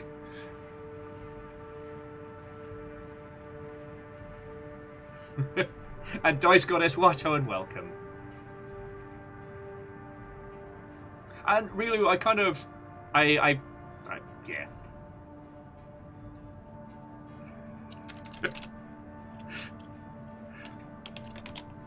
And I'm laughing because, again, like, the juxtaposition here is like, Rilu again, like, sorry about this. And over here, Steve's freaking out because he thinks that I'm going to start working, like, on my evenings and days off. Little does he know, there's no off switch with me. That's what the alcohol is for. Laughing at Rilu's pain. That's what to do. Nah!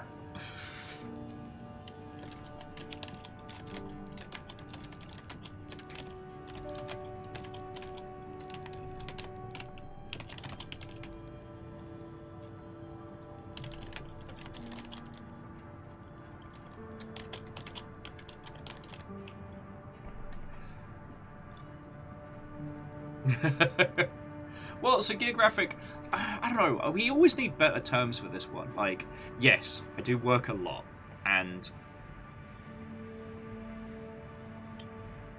it's just a part of who I am, you know?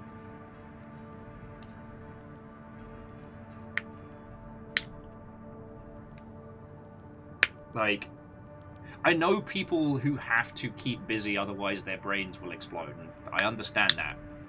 But I don't know.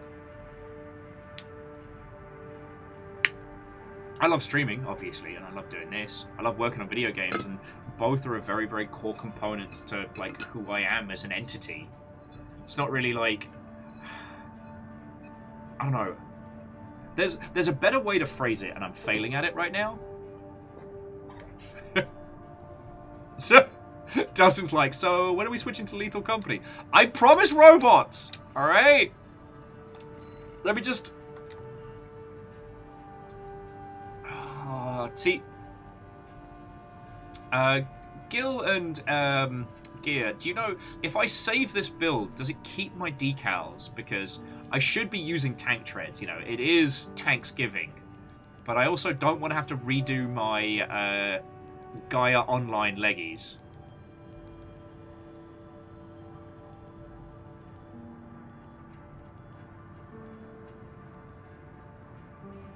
Okay, so it saves the decals as well. Alright, so let me just rebuild this quickly to what I've been using, which is...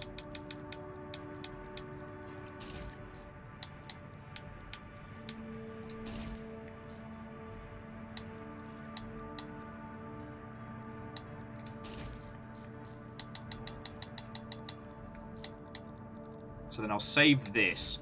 Because I spent fucking ages making my mech look as ridiculous as possible. And I don't want to have to do that again.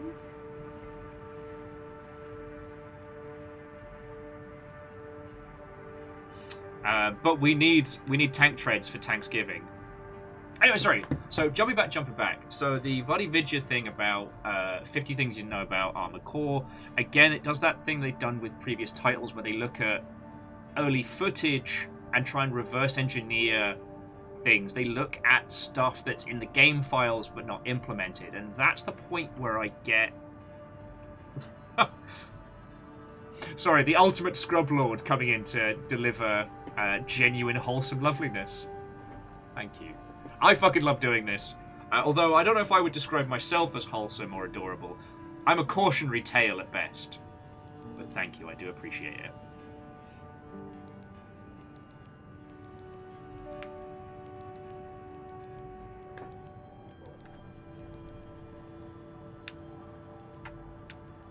But yeah, so jumping back. With a lot of those...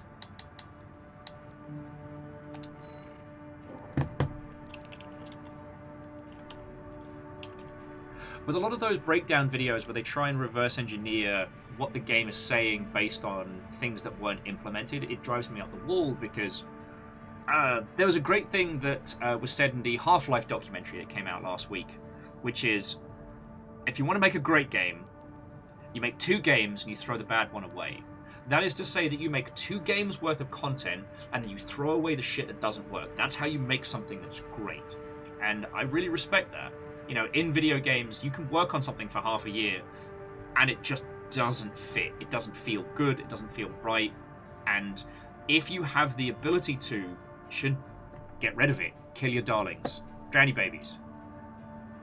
Sometimes the reason why games end up bad is they don't have the resources or time or things needed to be able to do that. They just have to throw out what's there, and it doesn't always fit and work. So I get a bit like char-grilled when those thrown away elements are discussed as part of the artistic intent, because again, like, you know,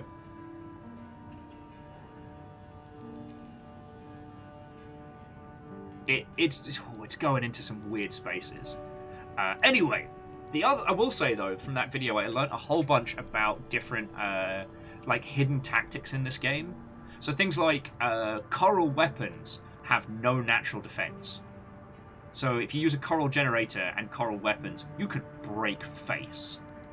And the other one was the pulse armor resets your stun. So unlike the assault armor or the terminal armor, if you're getting your ass handed to you and you need a breather and you proc the pulse armor, then you get yourself like a little like breather from getting your ass handed to you.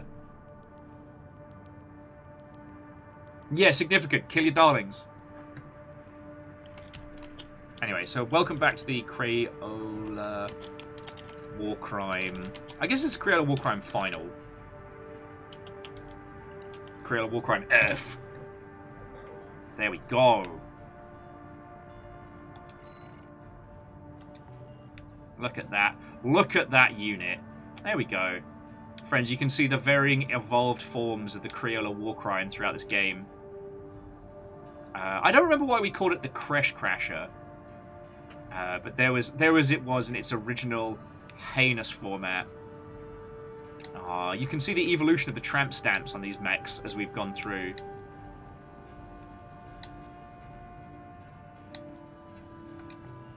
So now we can begin Thanksgiving proper. Alright, so we've got chunky tank treads, or we've got smart car tank treads. What do you fancy, friends? We do have the hover bus Battleship Yamato, which is technically Tank Treads, but it's called Tanksgiving, not fuck off Battleship Giving.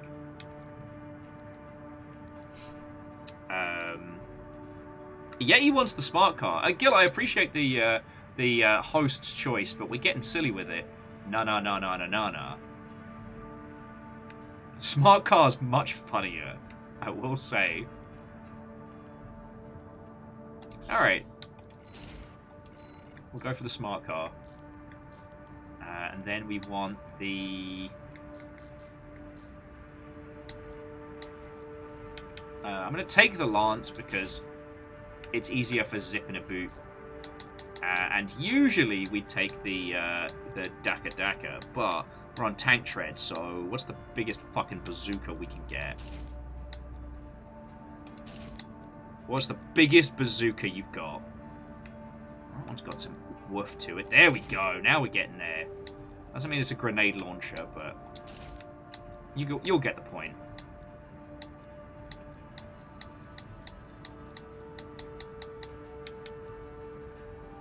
Ah, the Coral Rifle's the only thing we can't take.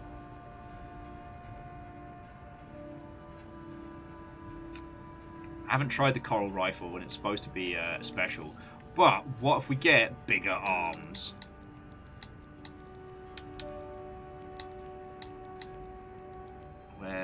What gives us increase in arm load?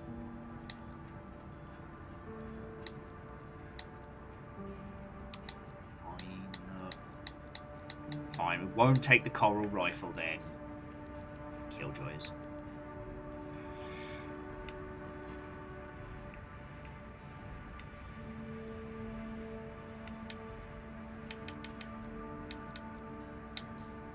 But I am taking them needles. Watch me break the game again. Boof. I'm here to do a crime and possibly be a member of the Burger King Kids Club. Moo ha ha ha ha!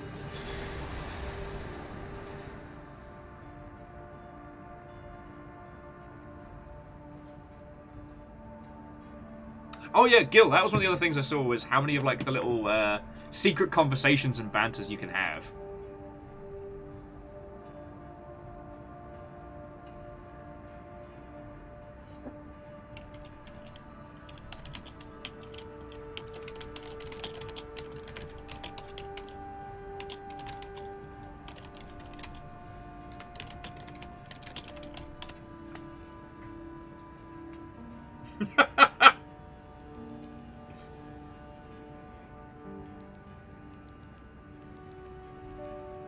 Gil said, were those children were criminals? Gil, are you implying that the members of the Burger King Kids Club were in fact war criminals themselves?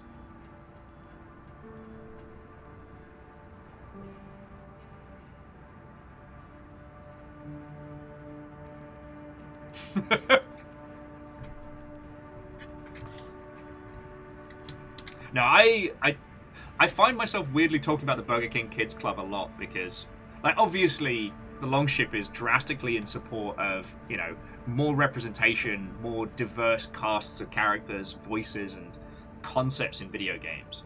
The thing that we always used to mock about the Burger King Kids Club was that they started designing that because I think it was meant to be a counter to the whole McDonald's... I forget what theirs was called. Because they obviously they have like Ronald and his pack of twats, and then there was like, was it Mac and Ack or something who had their own game, and then that kind of turned into like the McDonald's fan club or some shit. Anyway, Burger King does their whole cross counter. Gon is the BK King, In is this Scooby-Doo gang of kids. But if you look at the lineup, you can see what happened, that they started making this setup and then realized about 80% of the way through that their diversity was drastically lacking, so they kind of put all of their... what they felt was the corporate required amount of diversity into a character. And yeah, the kid in the wheelchair was Wheels. And shit like that. Like, God. It is a cautionary tale. It is also why, like, if you're working on a product that has really good representation, but you don't have any of those people working on the product, like, get a consultant, talk to some people, like, make sure that you are not falling into, like, make sure you are not falling into unintentional stereotypes or unintentionally offensive things. Because with the BK Kids Club, I don't think that they set out to do bad, but they ended up, like, perpetuating a lot of shite. I keep thinking of the skit. What is it? You must be Captain Hook. Is that what they call me? You named me after my greatest disability. Oh, don't all pirates have names like that? Do you look at that guy over there? Do you know what his name is? It's Dave. Sorry, I'll have to dig that one up for you, but I've been thinking about that one a lot. Friend of the Longship and now BAFTA member, Kate Edwards, does a lot of work in the gaming space to help talk about representation and to help companies not be bastards. And they've actually done a lot to... They have an independent consultancy that you can bring on that will go over what you're working on and let you know, like, unintentional errors, you know? Because it is entirely possible that with all the good intentions in the world, that you can put something in your art that is accidentally perpetuating a stereotype that you didn't know, or accidentally says something that was bad. And honestly, the difference between, like, the good creators and the bad creators is when they find out that, what do they do to change it? You know? I always think that's a fascinating one.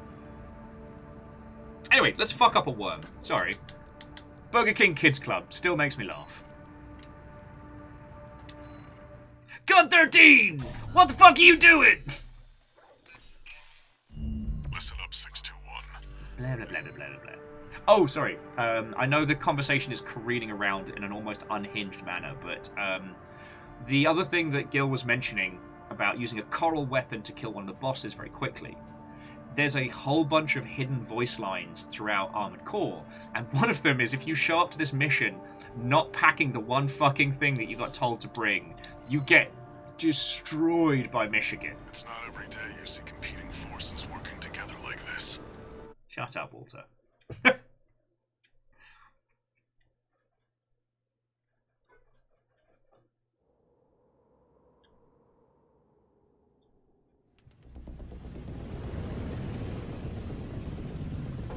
It's time, 621. You ready? Oh, also, I'll have to find the link for it, but for anybody that's trying to finish off the S rank for this game, Main system activating combat mode. you can get an online. I think it's a. Commencing operation. Whee! Fucking love this. There is I don't know if it's an online calculator or a mod. Act like a professional outfit and you might live. What does that creep think he is? I ain't. Gotcha! There is an online calculator that lets you know what you need to do to get S ranks on missions. Connecting EML modules. Opening energy turbines. Yeah, actually, Gil, if you wouldn't mind grabbing the S rank calculator, because I can't remember if it's an in-game mod or if it's a, or it's just an online calculator, but it's definitely one or t'other. Get fucked, worm! Secondary shield down. Wiggly Williams. Heads open for a direct hit.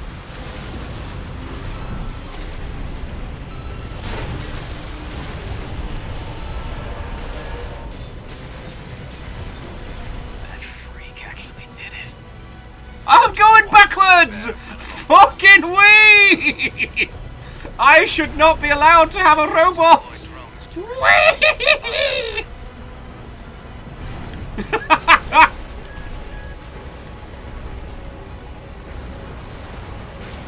My name's Gun 13, and I make exceedingly serious. Alright, you lot handle fucko. I'll handle chunk ass. Where are you, bloody great big worm? V4, load the next shell. One step ahead of you, Commander. Finally, someone with their head screwed on straight. Where's the ruddy worm? Sure is an honor to be praised by the Red Gun's hell on 4 legs. But I'll pass. Does anyone else feel that Michigan's nickname, the Hell on... Oh, fuck me! Loss confirmed. That Michigan's nickname, Hell on 4 Legs, isn't a compliment, but an insult? Energy turbine output at 80%. Gil, we... 95%. 100%. I'm just doing, like, fucking tricks. Love this. Watch out for friendly fire. Whee! I know I should be taking this seriously, but I'm just over here doing Tony Hawk's tricks.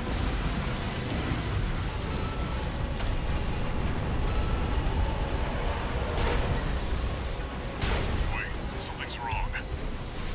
Fall back 621. Whee! What? We've underestimated this beast. My AC is compromised. Friends, I know I should be paying attention to like a life or death battle, but right now I'm just having fun driving like a fucking dickhead. I'll set the ORC to maximum output. We can't afford to lose control of the situation. It's like This shot'll be my last.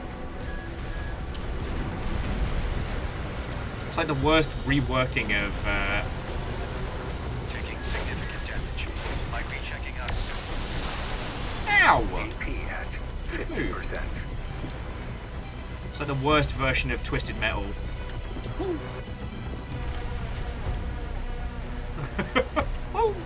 Yeah, I know. I should stop doing Tony Hawk's fucking skate tricks and start actually fighting. Hey up, big bastard! Not through yet.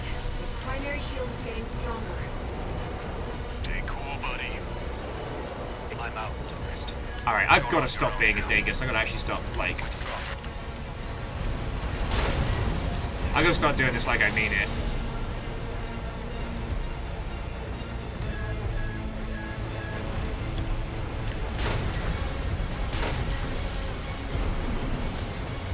Yeah, I know that move, mate. Good 13. Looks like the beast goes on the defensive when it feels cornered. Primary shield down. Yeah, fuck him up! Good work, buddy. Man, Rusty's the All best. EML modules connected. Energy turbines at full capacity. Whee! On at 80. 90. I might just see how far I can take this build. Closed. Disabling limiter. Like, let's just take the dual needles into, like, the silliest fight.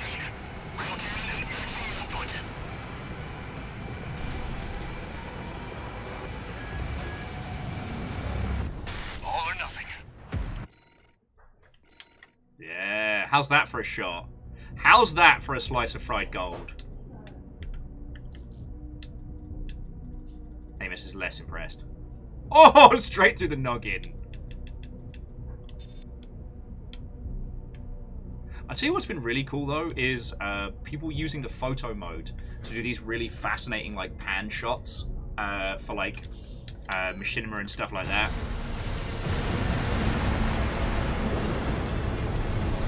The target's coral shield has been wiped out. On you now, buddy.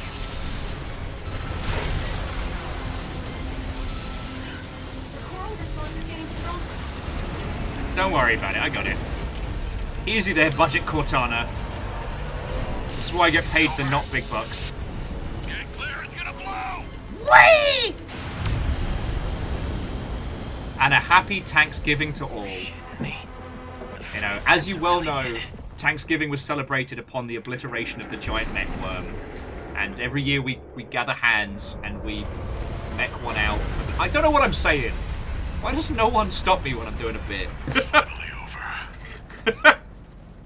The blast will contaminate the area. Get out of... Well, Quasi, I'm thankful for Rusty and that big fucking railgun. Coral voices.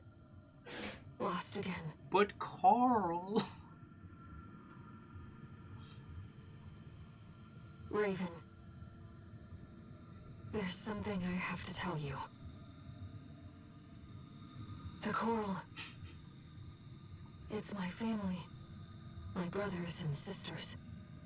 I am but I'm a single thankful for the wave, long trip. born from the coral tide. The fucking timing! Oh, hey! A Rubiconian without a body. No one even knew I was there for such a long time. Raven, you're the only one who...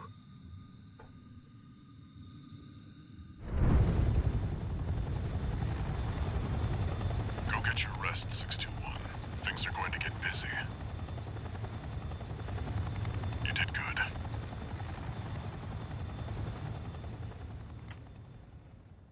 Oh, okay. Holy fucking shit. Sorry, forgive my... Quasi, thank you so much. I put a little post in Discord earlier today about, like, you know, I'm thankful for you lot. Fuck! You have no idea how much that's going to help, Quasi. Thank you. Thank you. Fuck! Shit!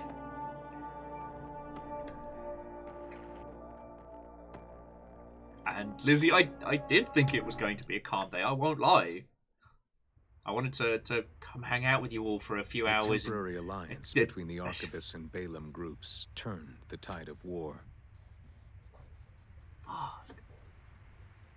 devastating the Planetary Closure Administration forces, The and moves kind of exiling them from Rubicon. slowly chipping away. It's just...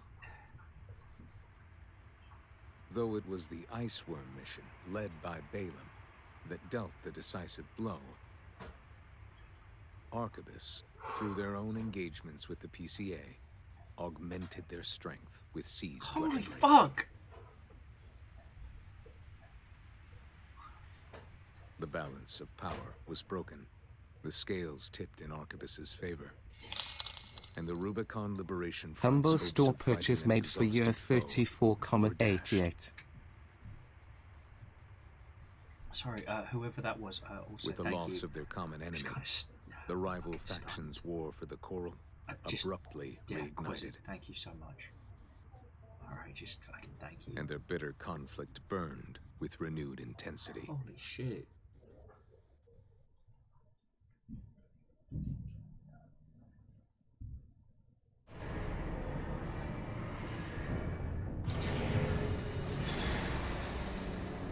Augmented human C4621 entering standard mode. One new I'm message. doing my best, Quasi. I'm doing my best. Doing okay, 621. I'd wanted to let you rest some more. Fuck. The corps are on the move Even already. Walter's asking. With the PCA gone, it's back to work. Getting to where the coral's gathering. Do you remember the survey you carried out at Xylem? My friend analyzed the data and learned about a massive facility under the central ice field. Sorry, I don't know what else to Watch say. Point Alpha. Turns out that the ice worm was defending the entrance to that place. Walter's saying It's time Walter to let things and I'm not ourselves paying in. attention.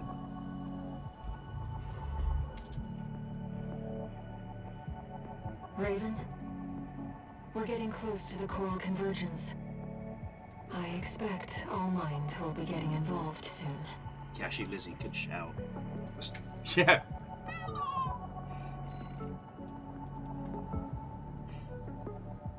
Fucking yo.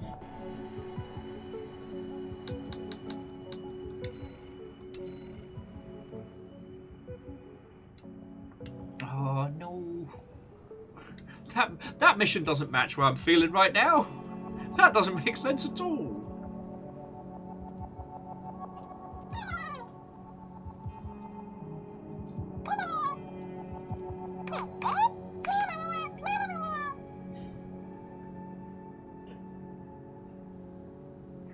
Thank you. Alright, thank you.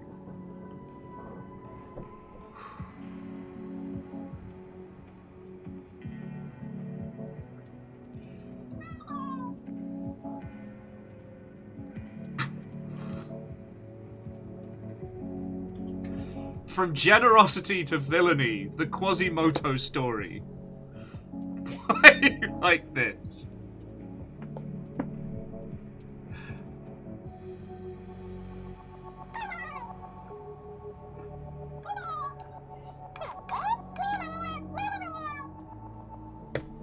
Fucking terrors. The lot of you! The bloody lot of you.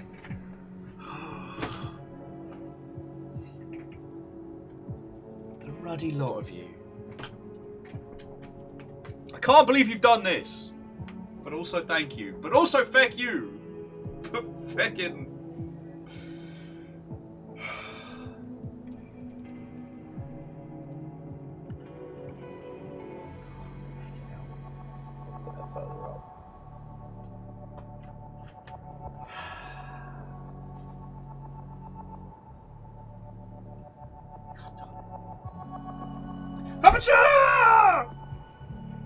There you go. Make it your. Make it your. Oh God! Nearly fell right on my face. Then that would have been a day to remember. Oh, get fucked, Moose! I was about to say some nice things.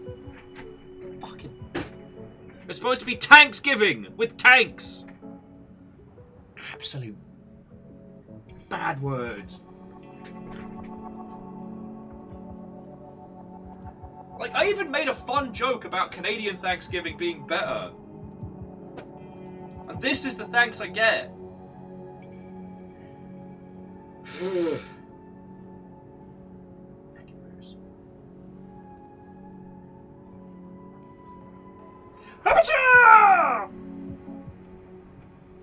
Can't believe you've done this.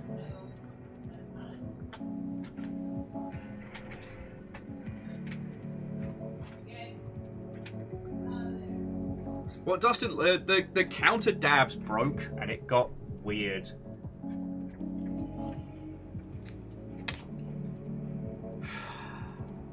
Okay. Before we get back to mech nonsense, I want to say thank you. Alright, like, Quasi, that's a fucking huge amount, and we're super fucking grateful. We're moving at the moment, things are stressful, and things have been tough for everybody. I'm planning on doing some kind of, like, either marathon event or something redonkulous for once we're moved in to try and, like, help with whatever it is that I've missed, you know. For the Longship, we're going to need new lighting, because the place that we've got doesn't have lighting, which is good. Forces me to finally make something that doesn't look as washed out and arse,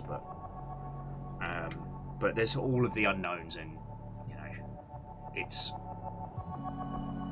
everything is a lot right now. So when I say thank you, I just really fucking mean it. I was saying in Discord earlier, it's like this year has been much harder than the previous years. And I'm very grateful that I get to fucking do this and spend my days with you lot and everything.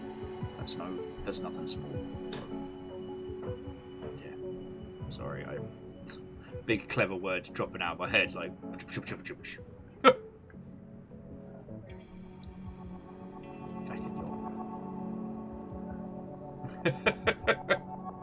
Dustin says a 12-hour Cybermania 94 loop watch party. Call it Cybermania Yaya Ding Dong 94. I think we're just gonna do a Cybermania watch along. Oh, you know what? Fuck it, we'll stream it. Because the Game Awards is what next? The Game Awards is like the 5th, 6th. We're definitely gonna do some crimes.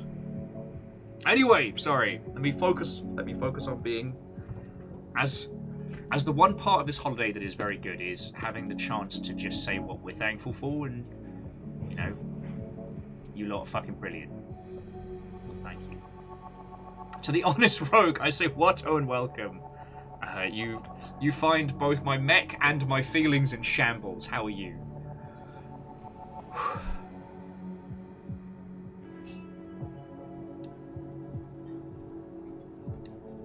Alright, I'm gonna see how far I can get with this absolutely nonsense build. Fuck it.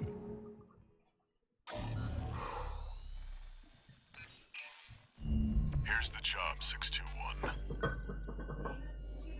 You'll be going into that underground facility, Watchpoint Alpha. Oh, okay. Game Awards is the 7th. All right. Managed to talk Arquebus into letting us lead their survey. They jumped at the chance to use an independent mercenary as their canary. Balaam has already barged in, taking several red guns and MT squads. Seems they want to be ready for a run-in with Arquebus's new firepower. You'll start by descending through Depth 1, a vertical chamber sector. It's likely you'll meet resistance from autonomous defenses left by the PCA. The worst of them is lurking at the bottom. Nepenthes, an energy weapon platform. Nepenthes nuts! Sorry. Heard on the grapevine that it already turned half of Balaam's forces to ash. I'm absolutely going to have to change my build, but I'm going to do my best to just drive this little tank down there. It's the worst. This is the worst idea, but let's go for it. My brothers and sisters. I feel, Gil, I should be able to just turn off my boosters and just roll off the corner. Because you imagine the speed this thing would fall at with no, like, correction. Hey, hey!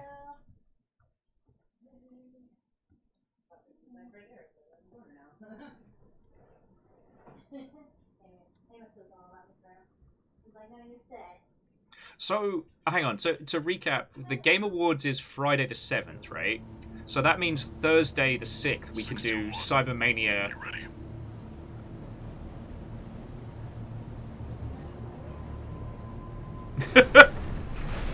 Introducing the dumbest build we've made. Yes, I am keeping those needles. No, I will not be changing them. Until I fail at this multiple times and have to start again. Because here's the thing. You'll be going down deep. Cybermania has been such a strange little snippet of Longshipian history. The people that weren't there for that, like, watch party, it could probably seem... Hey! You got the gaming fuel! Only one who can do this. I'm counting on you to reach the coral. Okay, friends. I'm gonna need some blankie and a hot chockey. We're going Snuggie mode, Master Chief. Access the elevator and take it down. I have the power!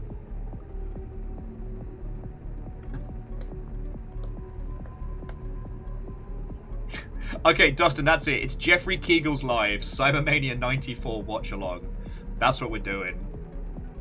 But yeah, if you didn't get the chance to see it, so Cybermania is a... doing 621? Walter, I am trying to talk here! Alright, because there are a few people that weren't there for this nonsense.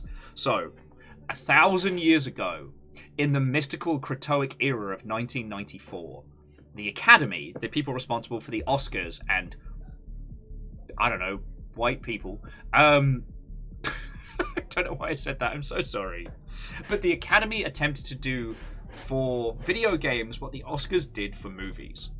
And what they created was an unbelievable cacophony of nonsense. They tried to blend, like, 90s gamer culture. So, like, you know, Sega does what Nintendo don't, and whoa! With a black tie event. It is a Konami press conference on crack. It was presented by Leslie Nielsen of The Naked Gun and Airplane, and the child from Home Improvement that almost... that, like... And none of this is made up. There is a tournament of SimCity between a child and an actual city mayor. But it is behind the scenes, and we never see a single snippet of gameplay. At one point, I apologize that I'm blanking on her name, a famous, renowned singer comes out to announce the award with two wrestlers that start fighting. And at one section, Leslie Nielsen goes off stage into a live gunfight at a black tie event. Like,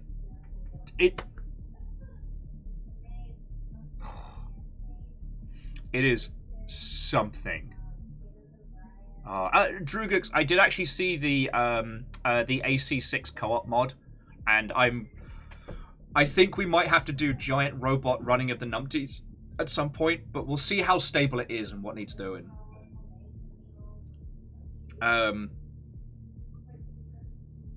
Friends, Cybermania is hilarious. It's also where we learned a lot about Jeff Keighley, about how he's basically a nepo baby. His dad was responsible for fancy cinema vision, and that this was his shot at the big time. It went so poorly that Hollywood did not touch him for 1,000 years, which is why he went into, I'm going to say games journalism in air quotes, but basically like, you know, paid games media. And then that would evolve into his work with Spike TV. And the Spike TV Awards are a different beast because they're less about video games and more about what Spike TV was doing at the time, which is, unfortunately, beer, boobies, and I don't know. In the UK, we had lad culture, which is the equivocant. I don't know what the American equivocant is, because you want to call it like man culture. I'm sure there's a vernacular for it.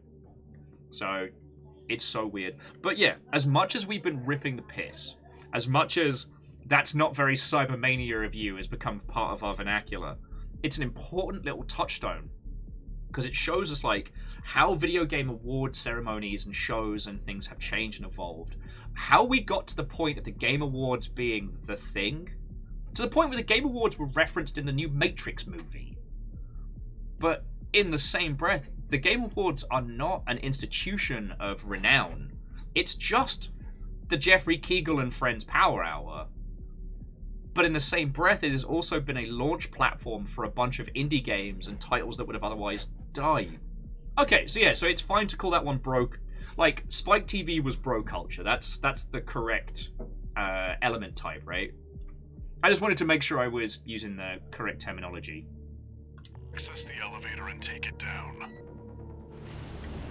I just want to point out that there is no stairs here. Sorry, that there's no ramp for our mech. God, this thing is so slow in close quarters. Intruder detected. Threat level unknown. Defense phase 1.0. Commencing termination. The defense system is activated. It's got eyes on you. Fight back. The elevator's locked out. Watch out. Below you. Ah, singed me bum. It's clearly... Ah, singed me bum. I love how in like anime and stuff, like when they portray these pilots, they're always like, "Oh my god, I'm going so high speed. Okay, on to 6." And actual mech pilots be like, "Oh no, it singed me.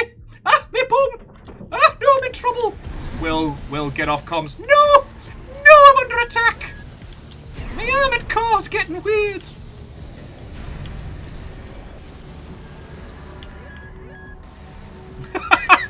Sorry, Dragex was, the mines aren't wheelchair accessible. What did you expect?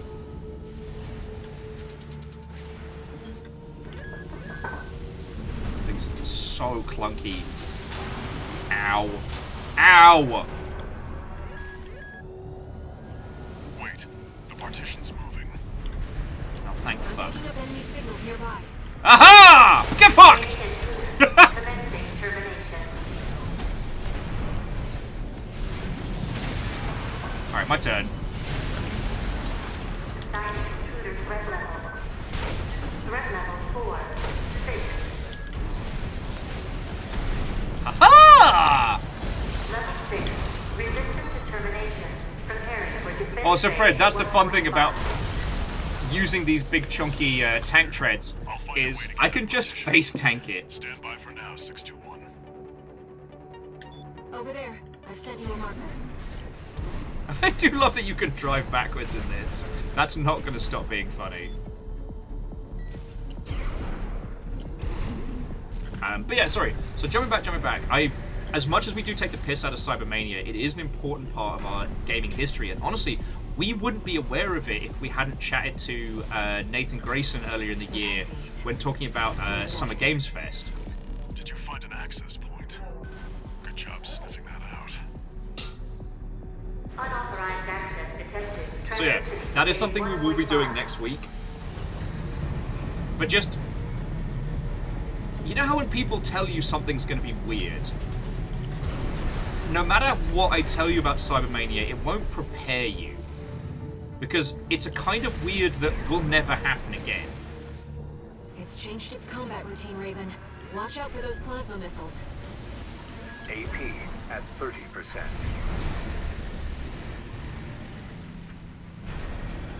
Oh, so also, I do want to say one quick thing, because Dragax was saying that AC6 got cheese, and most of the Game Awards that you see don't really matter a hill of beans, right?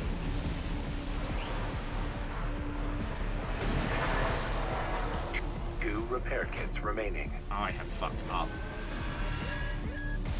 It's Woo! tracking you, 621. Everyone's Evasive bloody action. tracking me. So most Game Awards are pure nonsense. I've been involved in a lot of them, and there are a few that are better than others, like the IGDA Independent Game Awards are. No repair kits remaining. Ow! This feels like bullying. Yeah, the IGDA Independent Awards and the. I think it's. Is it GCAP or is that the. AP at God, I hate this mission. I should just be able to turn off my fucking gravity and just, like, power bomb downwards. Fucking... Do you know who doesn't have a problem with this mission? Buzz Lightyear. But things like the Golden Joysticks, the Game Awards, like, the big bangers really don't matter. You know, while there is a judging panel for the Game Awards, the shortlists and things like that are not the most... scrutinized. And, like, the Golden Joysticks don't matter for fuck. That's always kind of been a known thing. Mainly because the Golden Joysticks have no rules against how you... how you campaign for votes and things like that. It's messy. It's messy. So, like, no hate to anybody that wins, because it really does feel good as a project. Or if it's a game that you love, it feels good when that gets acknowledged. Watch out for those plasma missiles. Yeah. Like I said, I always really enjoyed doing the BAFTA Games judging, because it basically ends up being like 12 Angry Men video game edition. Is outside of lockdown, they invite you to HQ and they put everybody in a room with the BAFTA sausages. AP at 30%.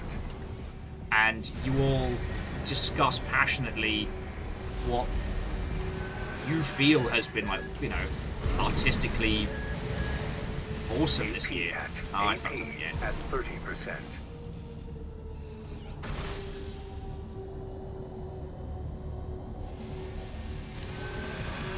It's tracking you, 621. Evasive action.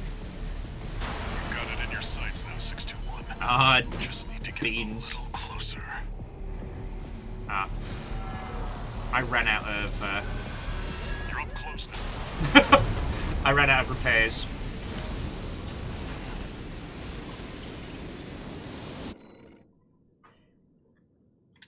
Alright, let's try it one more time. And Dragix, I'm trying to do it with the baby tank treads, because it's Tanksgiving. It's Tanksgiving, do you get it? Because it's tanks. Because tanks sounds like thanks with an accent. It's very clever. It's very clever.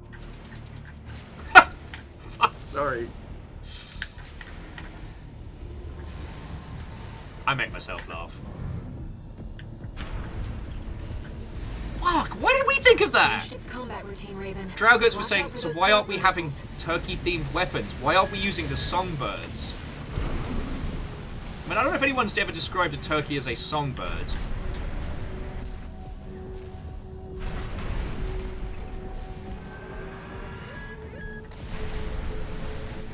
It certainly does sing the song of its people. 50% AP at 30%. It is interesting that a creature most notably known for being consumed in feasts, war cry is gobble gobble gobble, but that's no story. Whee!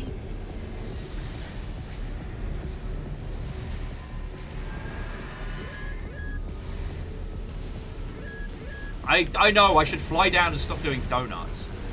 Can I assault boost straight down? No, I can't.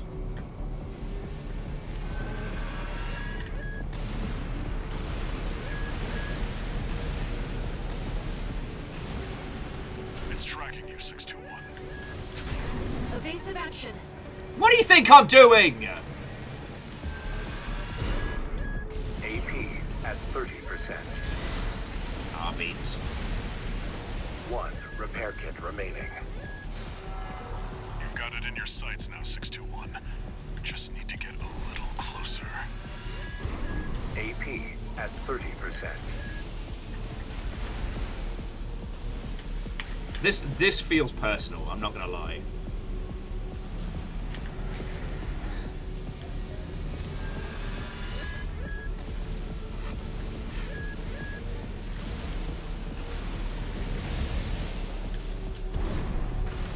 Ow, ow, ow, ow, ow. You're up close now, 621. Destroy the target. Raven, it'll be easier to immobilize if you aim for the neck joint. You know what? I don't want to ever know how much Handler Walter gets paid for this. Necessity sustaining damage. The Nepenthes artillery platform is... Get fucked! Whee! Because if I ever found out what Walter's cut is and what we get paid, I think I'd have to find him and beat him to death with his own shoe. Let's rest while we can, Raven. We've got a long road ahead of us. Ciao.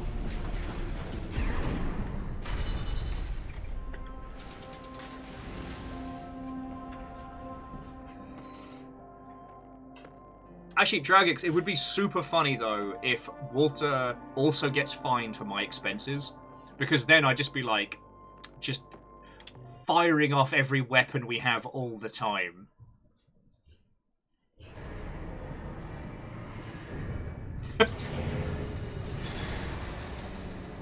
No new messages. Hello there. Hello. There's gonna be people here. Okay. Just heads up. Are you saying that sadly Thanksgiving must come to a close?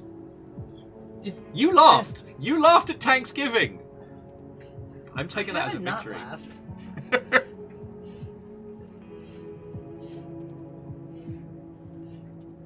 Yeah, I'm still recovering from Quasi just blowing the fucking doors off. Camille's nearly into the final third as well. Ripper. Thank you, course. The only reason I'm not slugging on the Mountain Dew is I'm about worried about having that on a semi-empty stomach in case I see through space in time. Zoom! Is Will hovering? We think so, yes. Okay, so if I do need to bring our adventures to a close, we've driven a tank, we've had a good conversation, and we're going to do a Cybermania watch party next week before the Game Awards. So, put a tux on, get drunk, be great. There will be no VOD of that. Be there or don't. Okay, friends. So I have been informed that our Thanksgiving has come to a close. I know it's only been a few hours, but I'm glad we all got to hang out. This has been fucking great. Okay. What I will say, friends, is that if you need company, conversation, or otherwise, we do have a squad of peeps just hanging out in Discord at the moment. I think they're playing Baldur's Gate, and if you ask, they might be okay with you watching some. Or at very least, like, see if anybody else, the Longship, wants to sail on the Sea of Thieves or what have you. Like, I know on holidays like tonight it can be a bit sad times, bad times to be stuck on your own. So, yeah. Find some friends. Play a video game.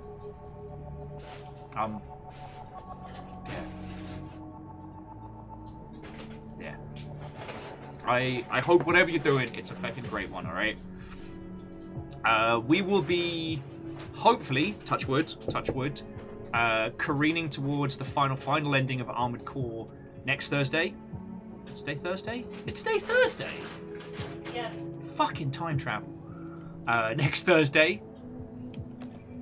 I'm trying to think if there's anything else to be saying.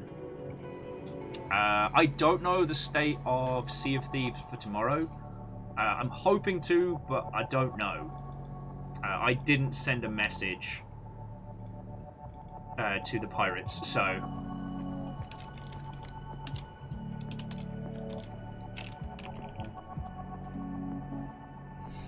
fucking hell. So, I'm gonna roll credits in just a second, and I'm... Have a good night, you lovely Fuck! people.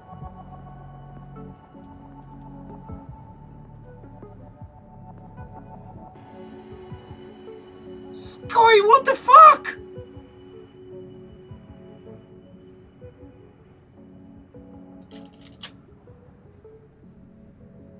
Scotty, mate, thank you.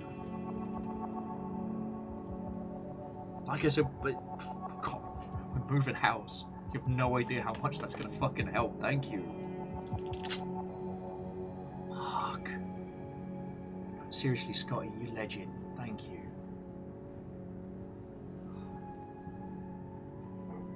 I was just getting my feelings together through a combination of Jeffrey Kegel's Cybermania and stuff.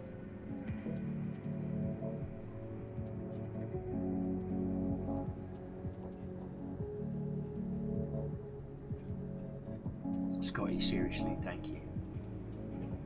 And again, friends, to those, just in case you're new here, what have you, like, you know, this stream is the biggest thing that keeps our little household going. So anything in bits and donations wise is just a fucking huge help. Thank you. Jesus. No, Scotty, I don't appreciate it so much, friend. Thank you.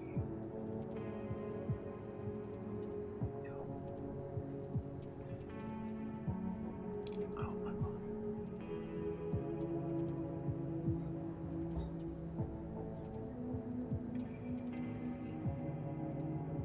Sorry, okay. Holy fuck. Okay. Composure. I can do this.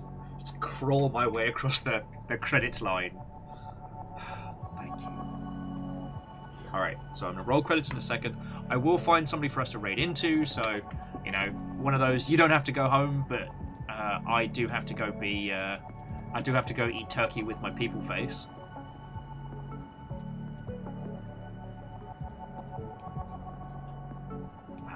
Sorry, I don't have an end to that sentence.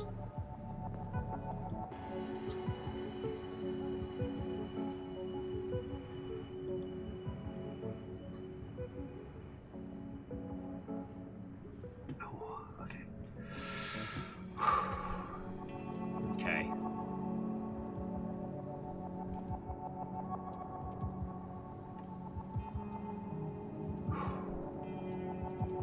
Okay. So, as I said, friends, it's been a hell of a fucking year, and I've only made it this far thanks to you lot.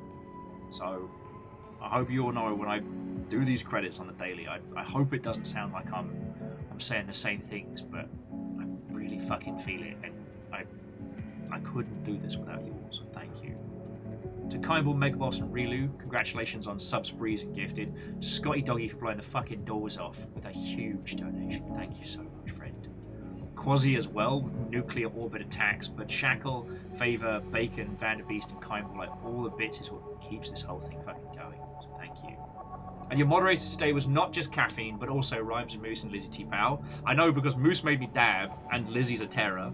But seriously, friends, thank you.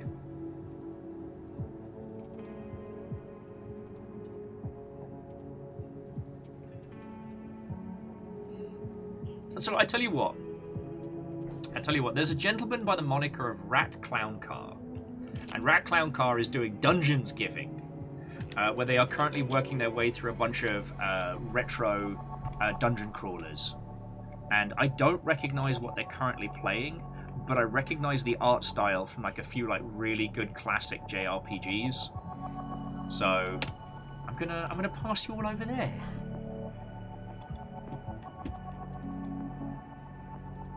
Once again, friends, thank you so much. Keep an eye on both Discord's alerts and whatnot for tomorrow, because we're simultaneously moving, and I'm going to try and see if Thieves it, because I had my attempted time off the week before, but somebody, little baby Amos looking at me, somebody had the Voms and Horror Poos for most of that week, so little fucking terror. Exotic cheeses. I shall be there in just a second.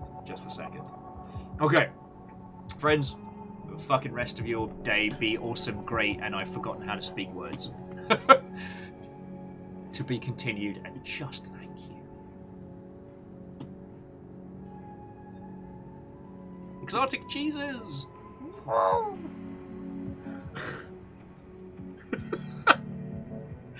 Alright, friends. Onward! Of terrible ending streams.